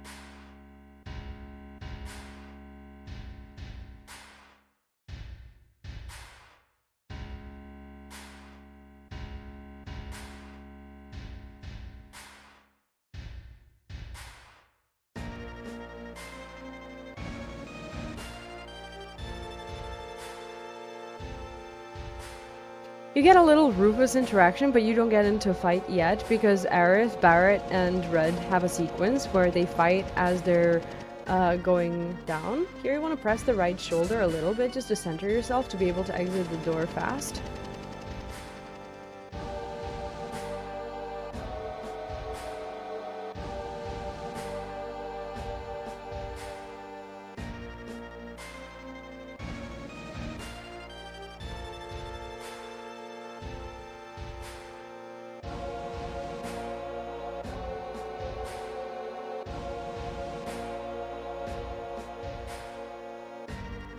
There's a few big, like, stress points left in the run, but they're fun.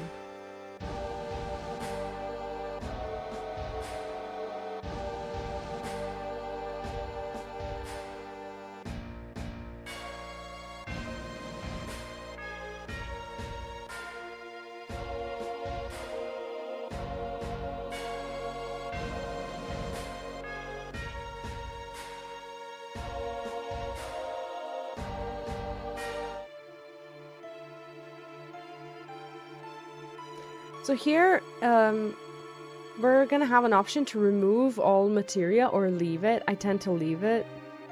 I'll be honest with you, I don't know why, that's just what the notes say.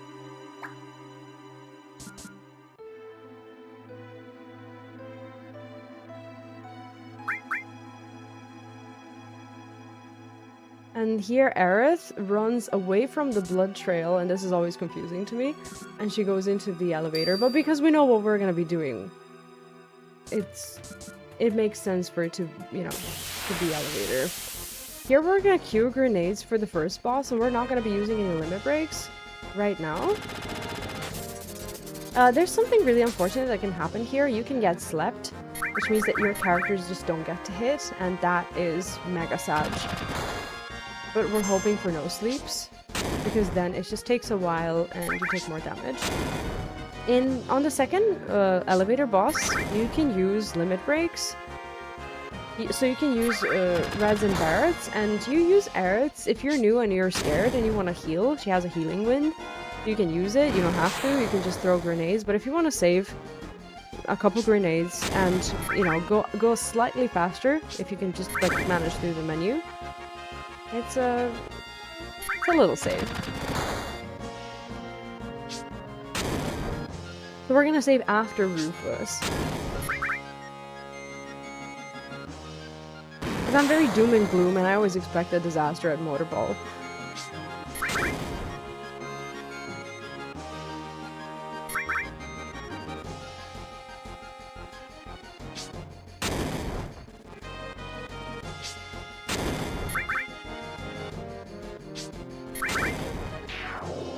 Right? Now the second one shows up and we can queue limit breaks, and if we like time them well, we can get an extra attack. Also, I won't use Aerith's.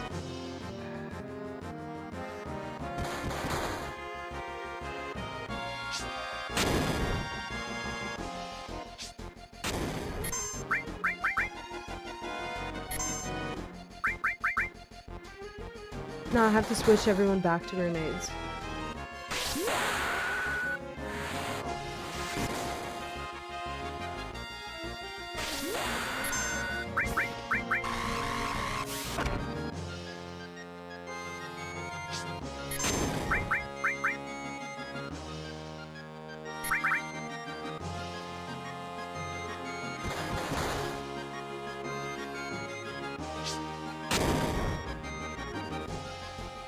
Red is kind of taking a beating today, not gonna lie.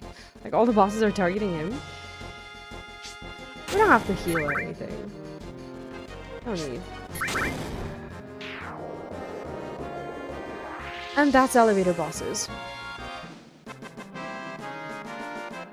Before Rufus, you have the opportunity to menu with Cloud, but we just opt out of that. So his dog, Dark Nation, he has 140 HP. The grenade can occasionally underroll, like it did for me yesterday, and you can hit him for like 138 or 9, and you don't want that because then you have to throw another grenade.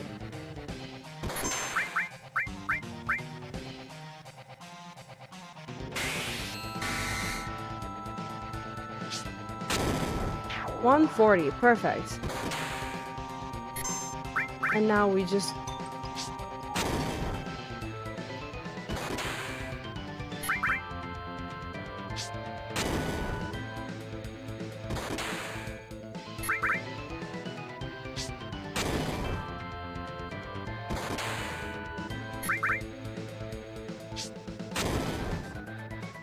we just throw. And that is all. That is Rufus. We're gonna menu in, so we're gonna equip Mithril Armlet on Cloud, and we'll give him 4 materia. So Ice, Restore, Bolt, and Fire.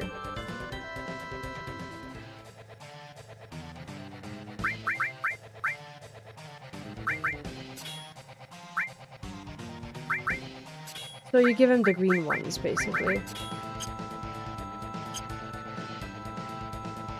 And we leave. We mustn't forget to save, because now the scary part starts. For me, at least. So So before talking to Tifa, I'm gonna go and save.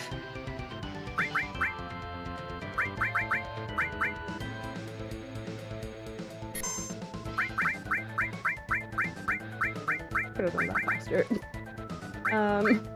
By just using shoulders on the controller. Okay, we're good to go. We have a save. So no matter what happens at the bikes, we can come back here. I don't know if Cloud is... Like, I will admit, I don't know if he's gonna get healed fully before the bikes, so I just kind of want to throw a cure on him.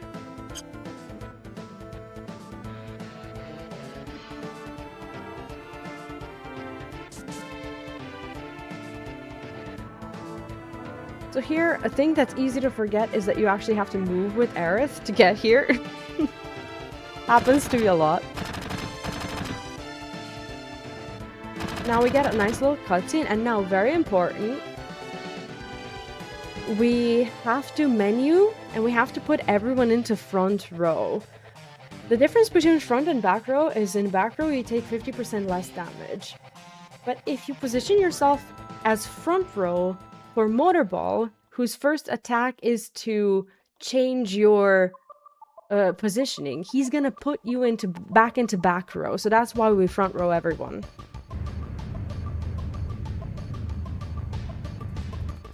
And if I were to not menu in and mess up now, I would have just reloaded. Because it's really hard. Especially for a new player to, like, not take a lot of damage at the bikes and then survive being at the front row.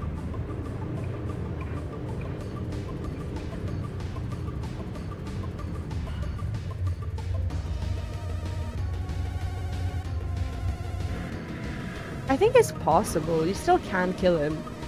I think it's just me. But it's a safety strat anyway.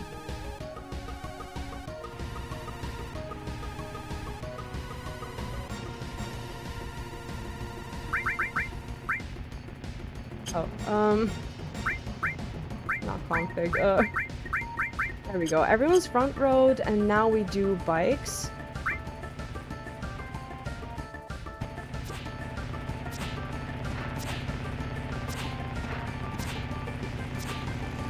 If it's the red bikes won't touch the car, and like if you're in between, and if you're just like swinging your sword. So you want as many red bikes as possible. This is actually kind of good now, but red bikes can still attack the car if you're not like in between them. So sometimes you have to like readjust yourself, like right now. For example, they will start hitting, and you want to go forwards, like deal with them or something, and then go back in between the car and everyone else. So this is how you can be bad at the bikes. And if you've played a lot of like Need for Speed or something, and if you know how to like crash other vehicles, then you might have a chance. Like this.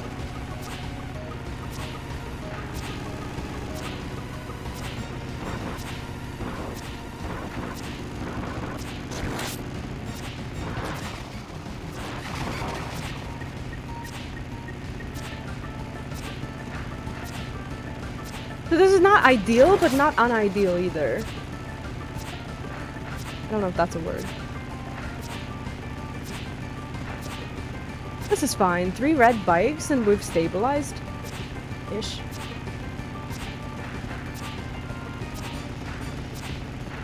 We're gonna want to attack with Cloud first, so we're gonna want to bolt and then grenade with everyone. We're gonna want to do 5 bolts with Cloud and then wait until the boss gets up.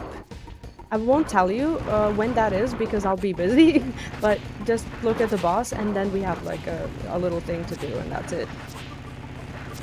Then we have to do a grenade with Tifa and then switch to Cloud to do bolt and hope for the best.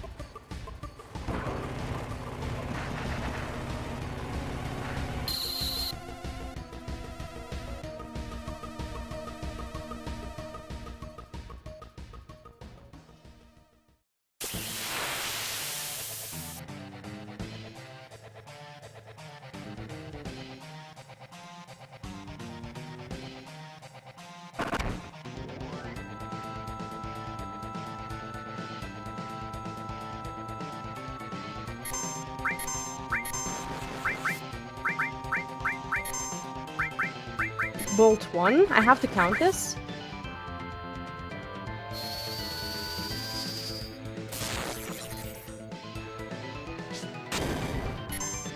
Bolt 2.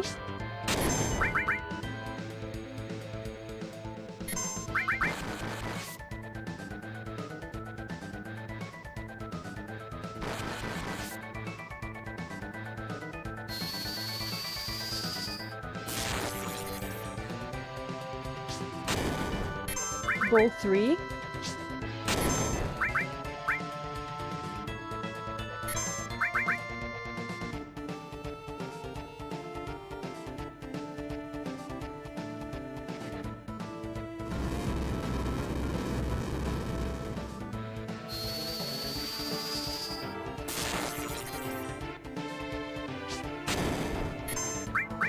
Bolt 4.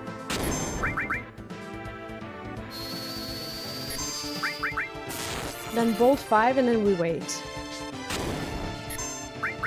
Bolt 5.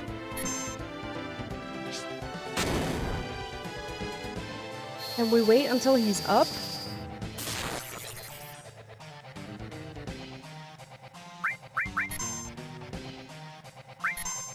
Then we bolt with Cloud again.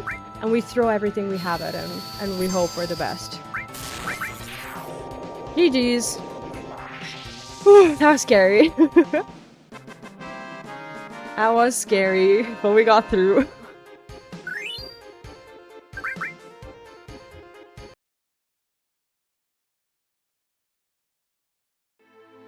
That was, for me, that was clean.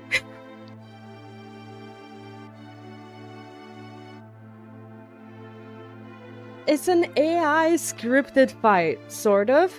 But there are things that you have to do in a very particular order, otherwise you're dead. Maybe. I'm just being dramatic, but you could be dead.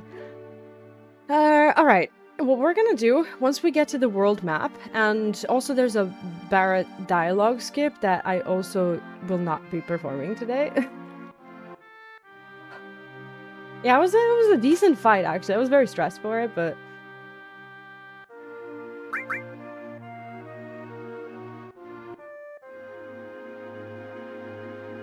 What we're gonna do is we're gonna start saving with purpose.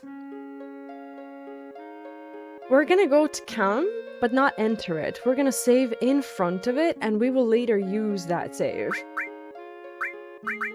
When we start warping.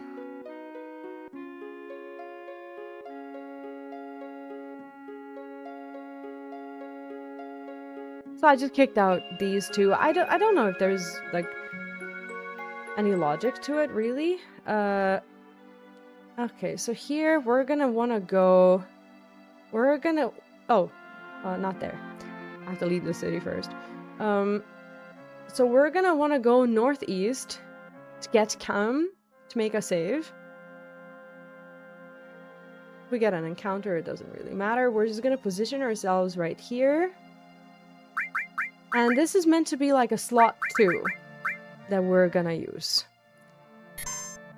So I'll save it at 13. So 13 as Cam, we'll try to remember that. And now we're gonna want to find the Chocobo Ranch. We're just gonna go south or down if you don't speak pirate. I don't. And then we'll try to find the ranch. Try to find it. So it's a great way I'm describing this highly skilled run.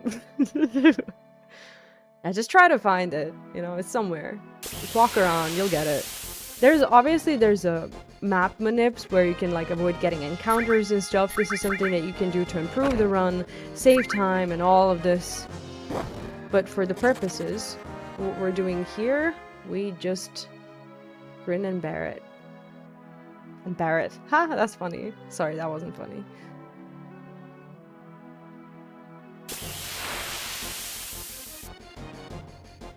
But you get it, right? Barrett. Barrett. I'm sorry, I'll stop now.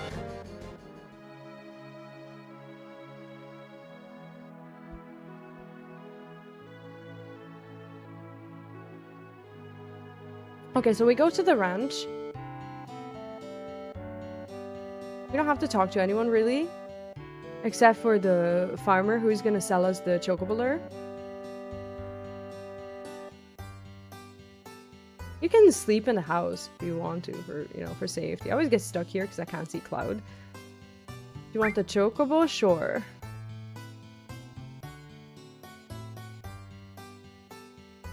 You say you're not interested in catching it?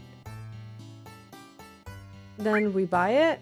And we're gonna buy some Gasol greens as well. We'll see how much money we have. Do I have to sell anything? No, I can actually get a couple of Gasol greens. Just for, for safety.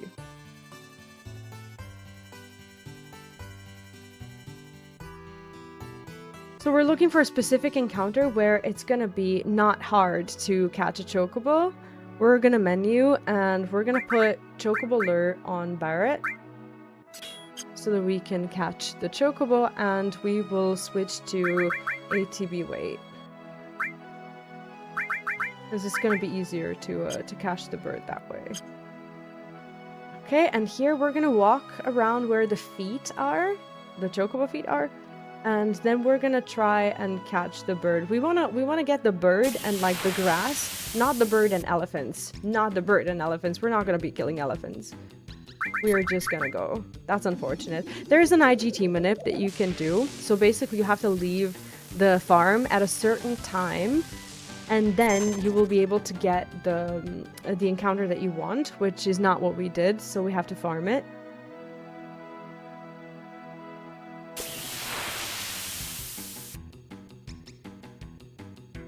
This is fine.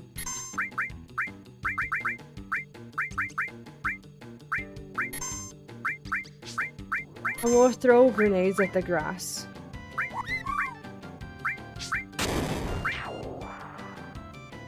And then we have the bird.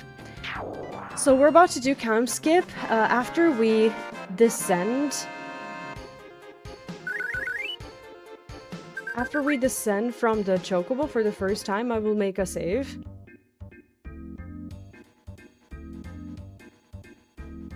Please don't touch me. Thank you. Okay, so here we're gonna go into the cutscene first.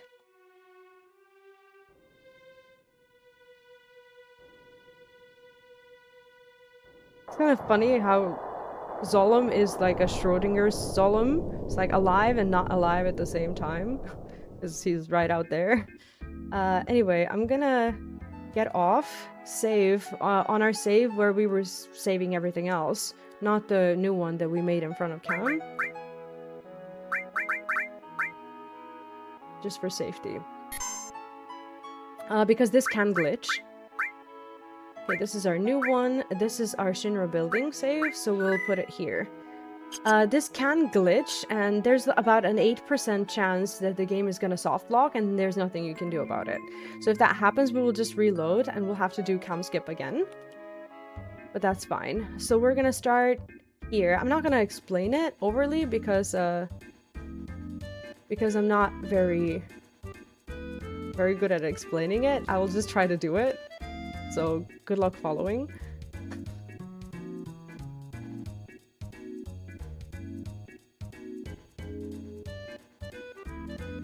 And I will try not to say the weird words that I say to describe where I need to go. I will still likely say weird words. Okay, here we want a specific pixel to leave the chocobo on and to get kicked there. So we want to bonk into the mountain and then get back into the chocobo. Onto the... Okay, did we bonk? I hope so. Oh, I'm glitched. Okay, we're gonna have to reload. This sometimes happens. So it is a bug. We'll just reload and we'll do the skip again. This part is glitchy, so sometimes this just happens. This bug happened to me once, so good thing we saved. It's no problem. Did I go in before or after? I don't know. I go in and then we go out. I don't know why that happens. It's just, when you're glitching games, these things just, just happen. So it's just not a big deal at all. I'll just go.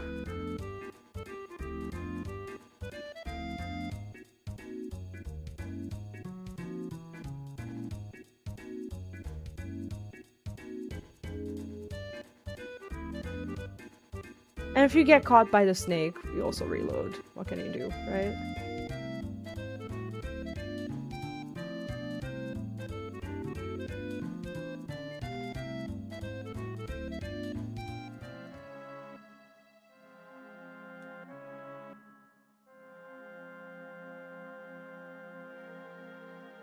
I seem to be stuck again.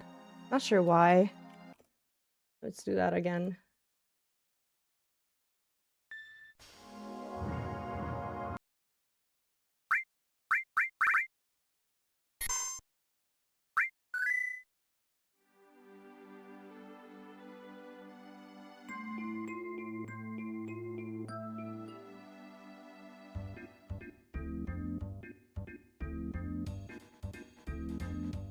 This is just something you don't worry about. Like, you just give yourself leeway. If we got, you know, bugged in there twice because of RNG, that's just unfortunate. But it is how it is. You know, these things happen.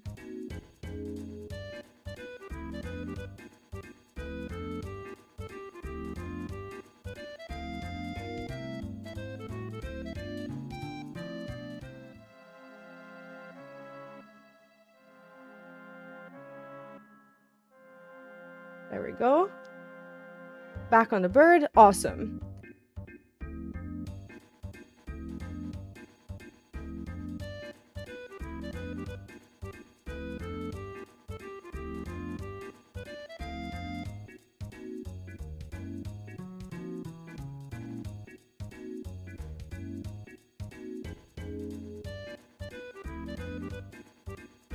You're so lucky I'm staying quiet and I'm not describing what we're doing for myself. Now, there's an 8% chance that this will just glitch if we get an encounter in the mountain.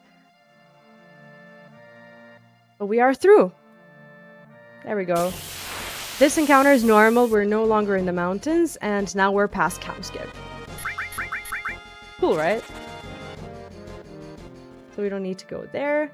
Let me just, yeah. Readjust. We're gonna enter Mithril Mines from the wrong side, and we're gonna proc the story so that the game will think that it's time to talk to Turks.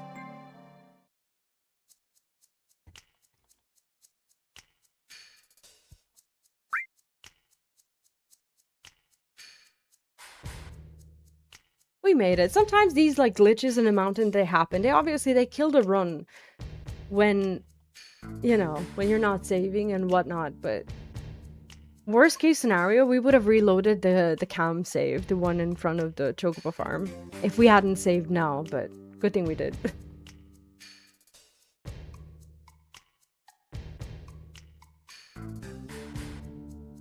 Yeah, whatever I didn't say, unfortunately, it's probably because I don't know it yet, so I'll just have to, like, learn more about the run. I actually really like the run now. It's really fun. It has, like, a few stress points, but we're past most of them. Okay, they enter Cloud, and then we climb the vine, and we go. And it's important, like, if you're doing these manips, to not move on the map here. We're gonna switch to ATB active again, because we're not hunting for chocobos anymore, and we're gonna save in our slot 1 now.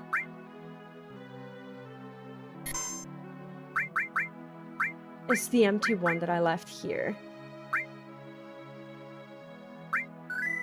And then we're gonna quit the game on purpose. Go back in. And then we're gonna load the save that we made in front of Cam. So our slot 2. The Midgar one. Right here. And then we go in and we're gonna go through the flashback story. So what we're working on right now is confusing the game into thinking that we played through certain parts of the story when we haven't. And we have to make sure that we glitch Cloud so that he can die. That's why we're doing a skip called Photo Skip. Because Cloud dying is essential for this run.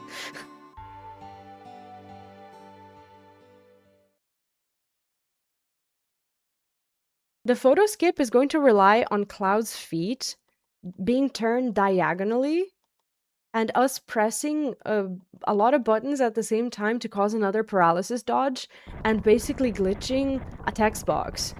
And that will be a sign that we are, doing the right thing.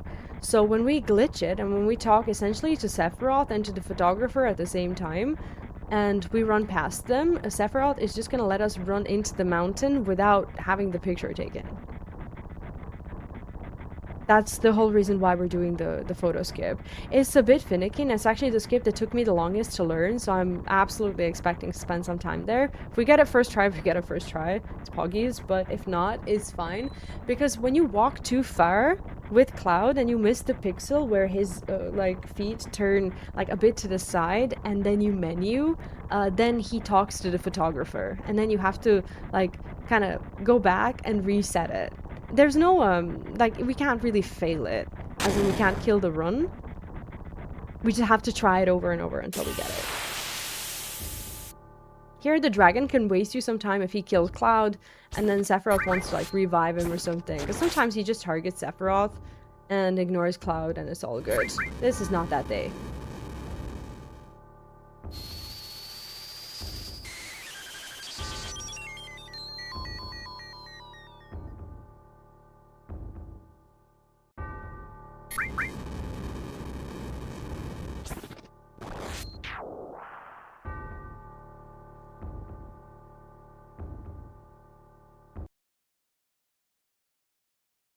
So now we're about to do the photo skip, and you have to do it.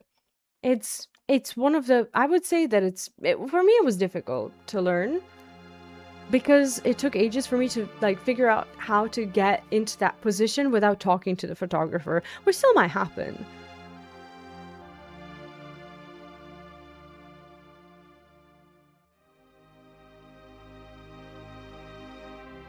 But this is why I gave myself leeway.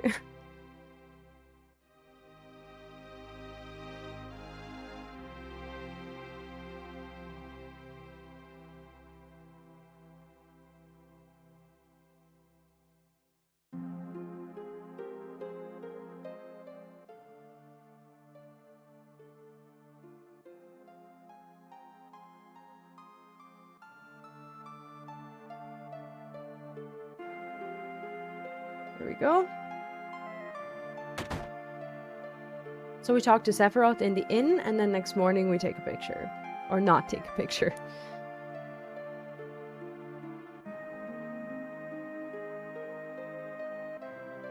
Like, by not having that picture taken, you actually feel like you're desecrating history. Which is the appeal of this run.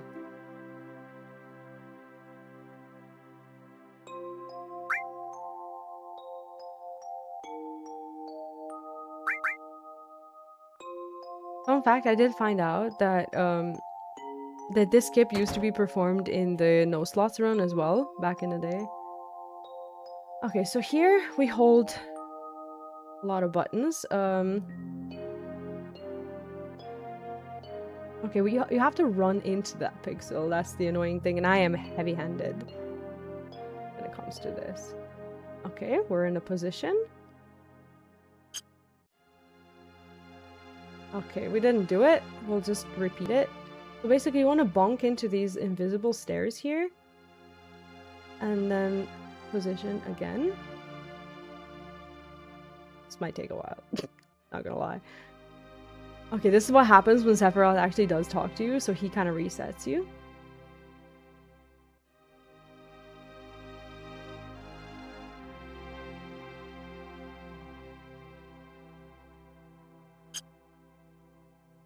There we go. We glitched it.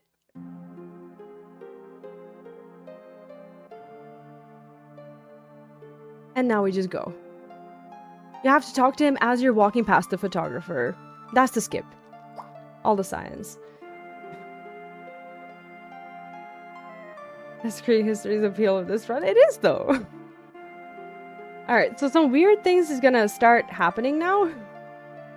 Thanks. We're gonna be in front of the Nibelheim Bridge. We're gonna go back, and then we're gonna die. we want to get as far as possible before we die, because at some point we will be back here. So you want clean-ish movement here. Here we're gonna get an encounter, and you just let go and you die.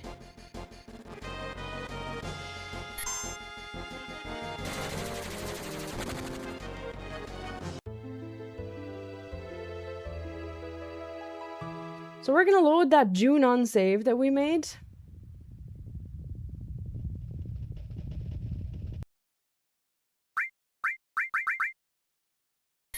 That would be, I believe, save 1. This is Midgar. This would be the Junon save. Here we actually have to win an encounter now. So we're gonna go into the green area. Not green, sorry, gray area, because it's easier. Yeah, crit actually saves you time. That's kind of nice, because normally you're left at like 20 HP or something, and then the bird has to finish you off. But now we just died. So here we win. You can do limits, you can do grenades, you can, you know, do whatever you want. You're not really gonna die.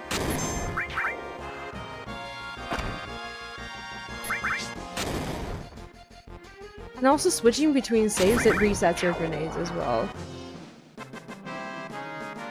Okay, and now we're gonna be at Nibble again.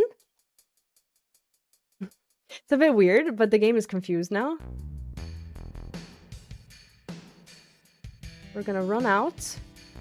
And our goal is to essentially, well, escape all of these encounters, and then when we get out, we're gonna wanna die again.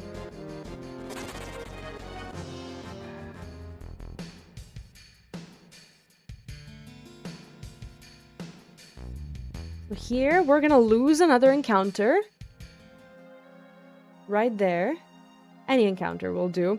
What you can do is you can use your own grenades to kill your own party members. It's really weird. But we might not have to. Maybe we can target Cloud to help him die faster.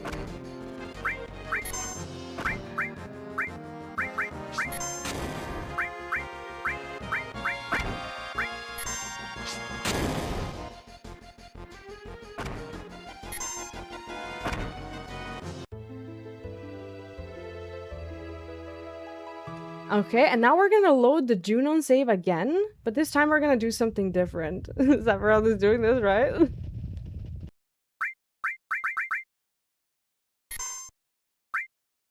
Okay, so this is our Junon save. We're loading it again. And now we're looking for a particular encounter on the green area, which is basically like a blue dragon and 2 crickets, green dogs, cicadas, whatever you want to call them. And we run from that encounter. It's called Encounter 65. And there are manips to basically get the right encounters. This is not it. These are the dogs that I was unsuccessfully describing, so keep note of them. But we need the dragon thing. So I'm near the gray area because spoilies, after that we have to actually win an encounter.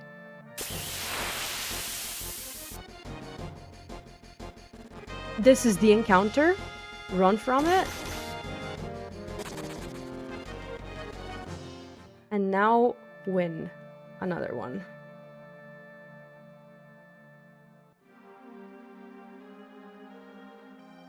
Hello? Okay.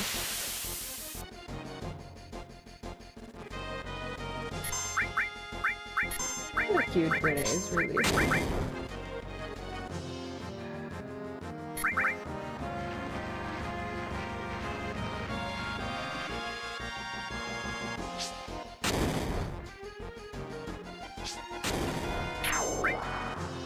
This one you win, and then you're gonna be in debug room.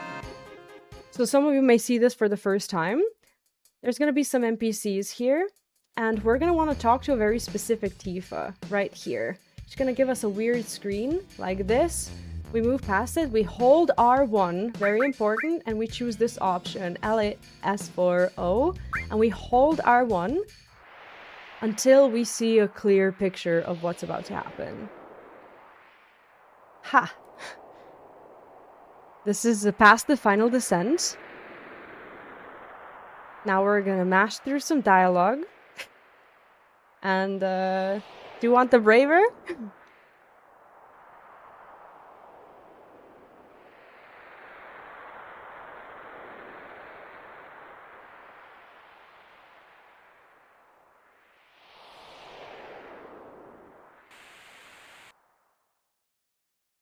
Braver.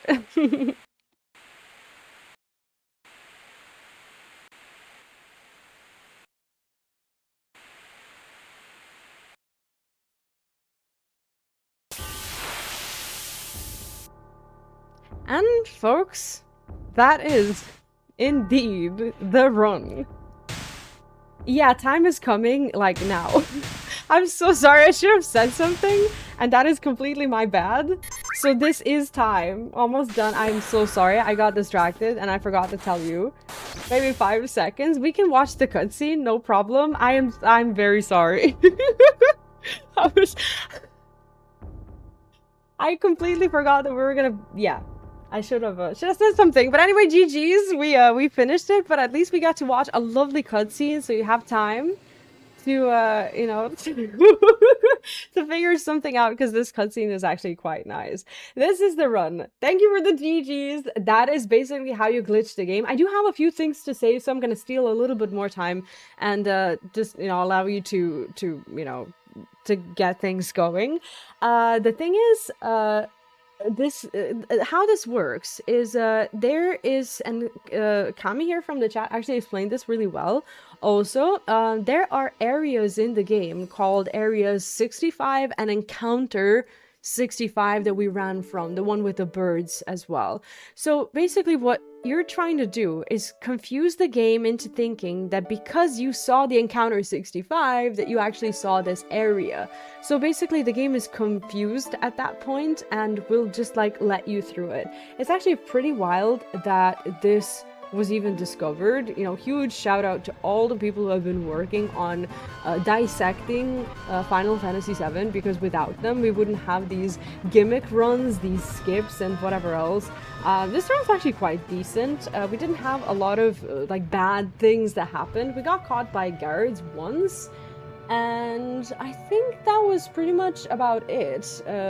Had like third try photo skip, but apart from that, it was okay. So this is a very beginner friendly Final Fantasy VII run. I'm not saying it's easy. I'm not tricking you into thinking that, oh, like all these skips are easy. You actually have to learn them. That's just how it is. But it's easier than doing the like the full run, right? There's also a variation of this run where you can do all bosses with warps. I've not seen that run in its entirety. I've seen a little bit of it, and it's really fun because you just basically get to kill all bosses, but you kind of like warp between them. This particular run has a faster route as well. There's 2 that come after this, so this is the most beginner friendly run, and the notes are by Phrase, so huge shout out to Phrase as well. Also big thanks to Neon Genesis, who actually helped me with the Midgar part, and whose video I watched to learn the intro into Midgar. So if you're ever looking for a video that will like safely take you from the beginning until Motorball, you know, his guide is pretty good. It doesn't like involve step count or anything like that. It just basically takes you through Midgar. So what I did is basically I Frankensteined my notes a little bit. I used phrase notes and I added a little bit of the stuff that I learned through that video as well. And that's kind of what I did. Huge thanks to Kami as well and Nutwalker, who have been there from the beginning of me actually learning this run. So they're here in the chat with us as well. And they helped me a lot with just basically learning the stuff that I felt like as a new FF7 runner that everyone else knew and I didn't.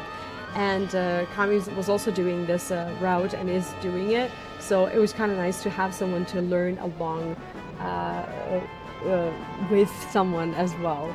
So I'm very happy with how this run went. I want at some point to try and do those like faster routes, like the one with the Barrett skip, where the run is like an hour and a half or something like that. World record, that is, I think, which is still pretty fast. So I would like to attempt that, but I think this route, at least for me, it has a lot of room for improvement, like when it comes to movement, bosses, you know, seconds that you can save here and there. So it's definitely going to, you know, be like a high skill ceiling if I want to run this route, and I like it.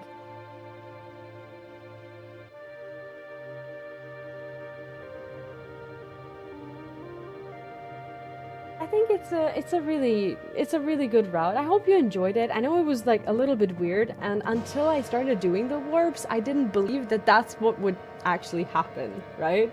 And once you kind of, you know, get the hang of it, it feels like you're actually actively breaking the game, which is really nice.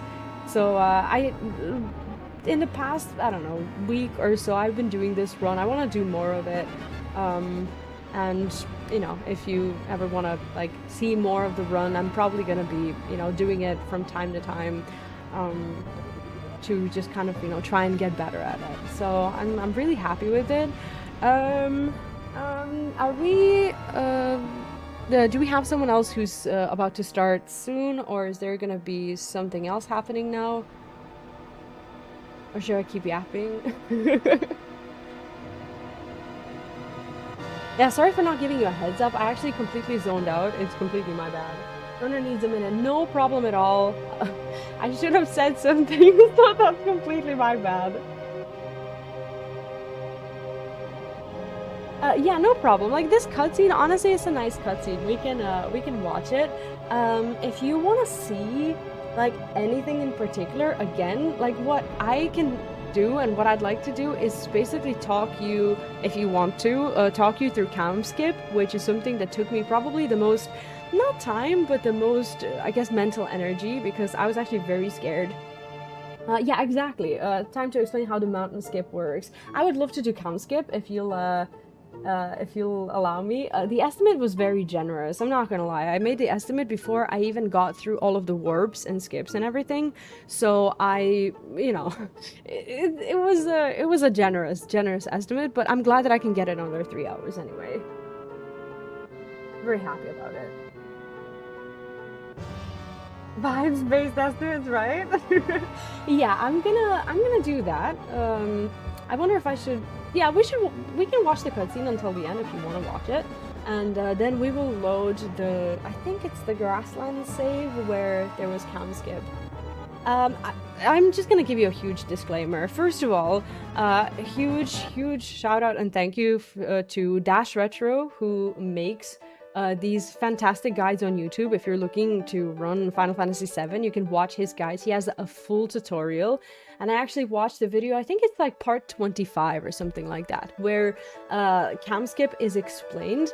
So how it works and why you run in these like seemingly unrelated areas is, and this is just the little bits that I've learned from this video, is basically you are corrupting certain triangles of the game. So the game's layout is kind of like divided in a way that you can't see it, but each like step that you take, you are in a certain like triangle. So what you're doing is you're running around and you're touching certain parts of the floor to basically corrupt a triangle and like have the game think that you did something that you didn't do.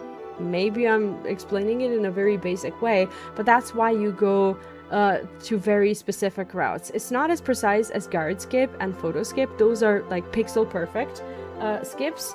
But when it comes to this one, it has a chance to fail, as you've seen it.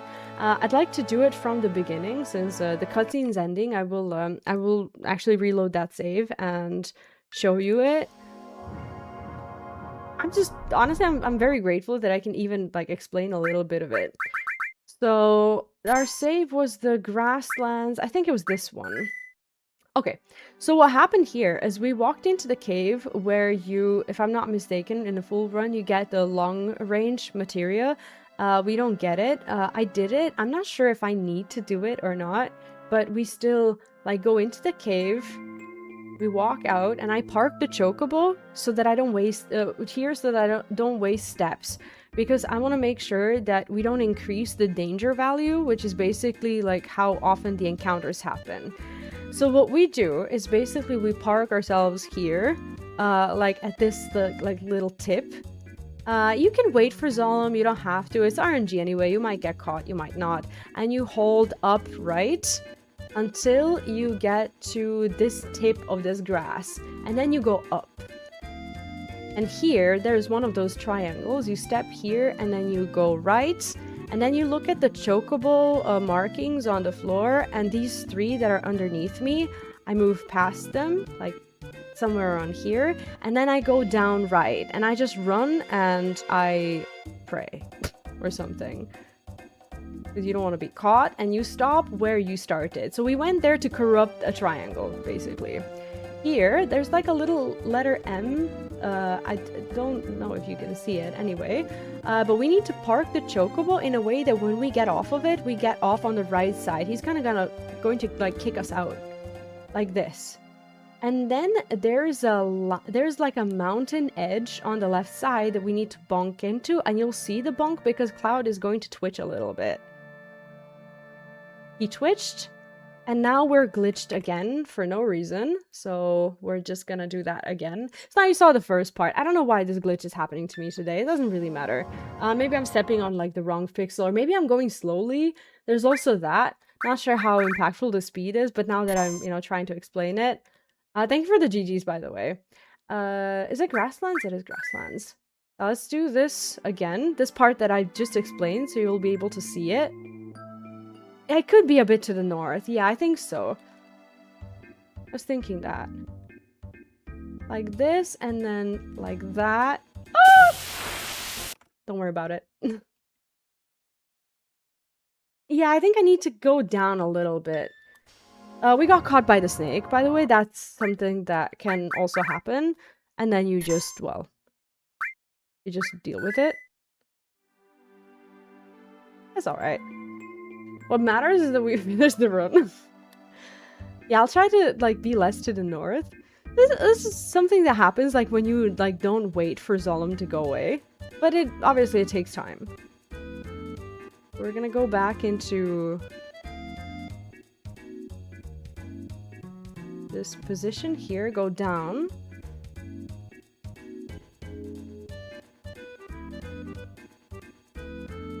Like this. I think this should be alright. I'll get off now.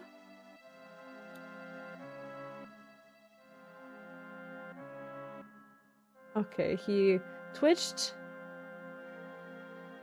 And there's like, he's in the air right now, by the way. So that's why you have to like jump back on top of the chocobo. There's a little island here that I like to call the shocked face emoji. That's how I remembered it. So we run up until, see, eyes, nose. Yeah, you saw it. Anyway, we run there and then we stop when we reach the chocobo farm. Then we go up, we bonk into it, go down, align ourselves with the chocobo steps. And then we run here, and then alongside the grass, like this. And then we go down until we touch the shadow, like this, and then we go left. I'm not sure if this is gonna work, to be honest with you. But then we get down, and now if we get an encounter in the mountain, that encounter won't be able to be done, so it's gonna glitch, so we just have to like run and hope for the best. And that is cam skip.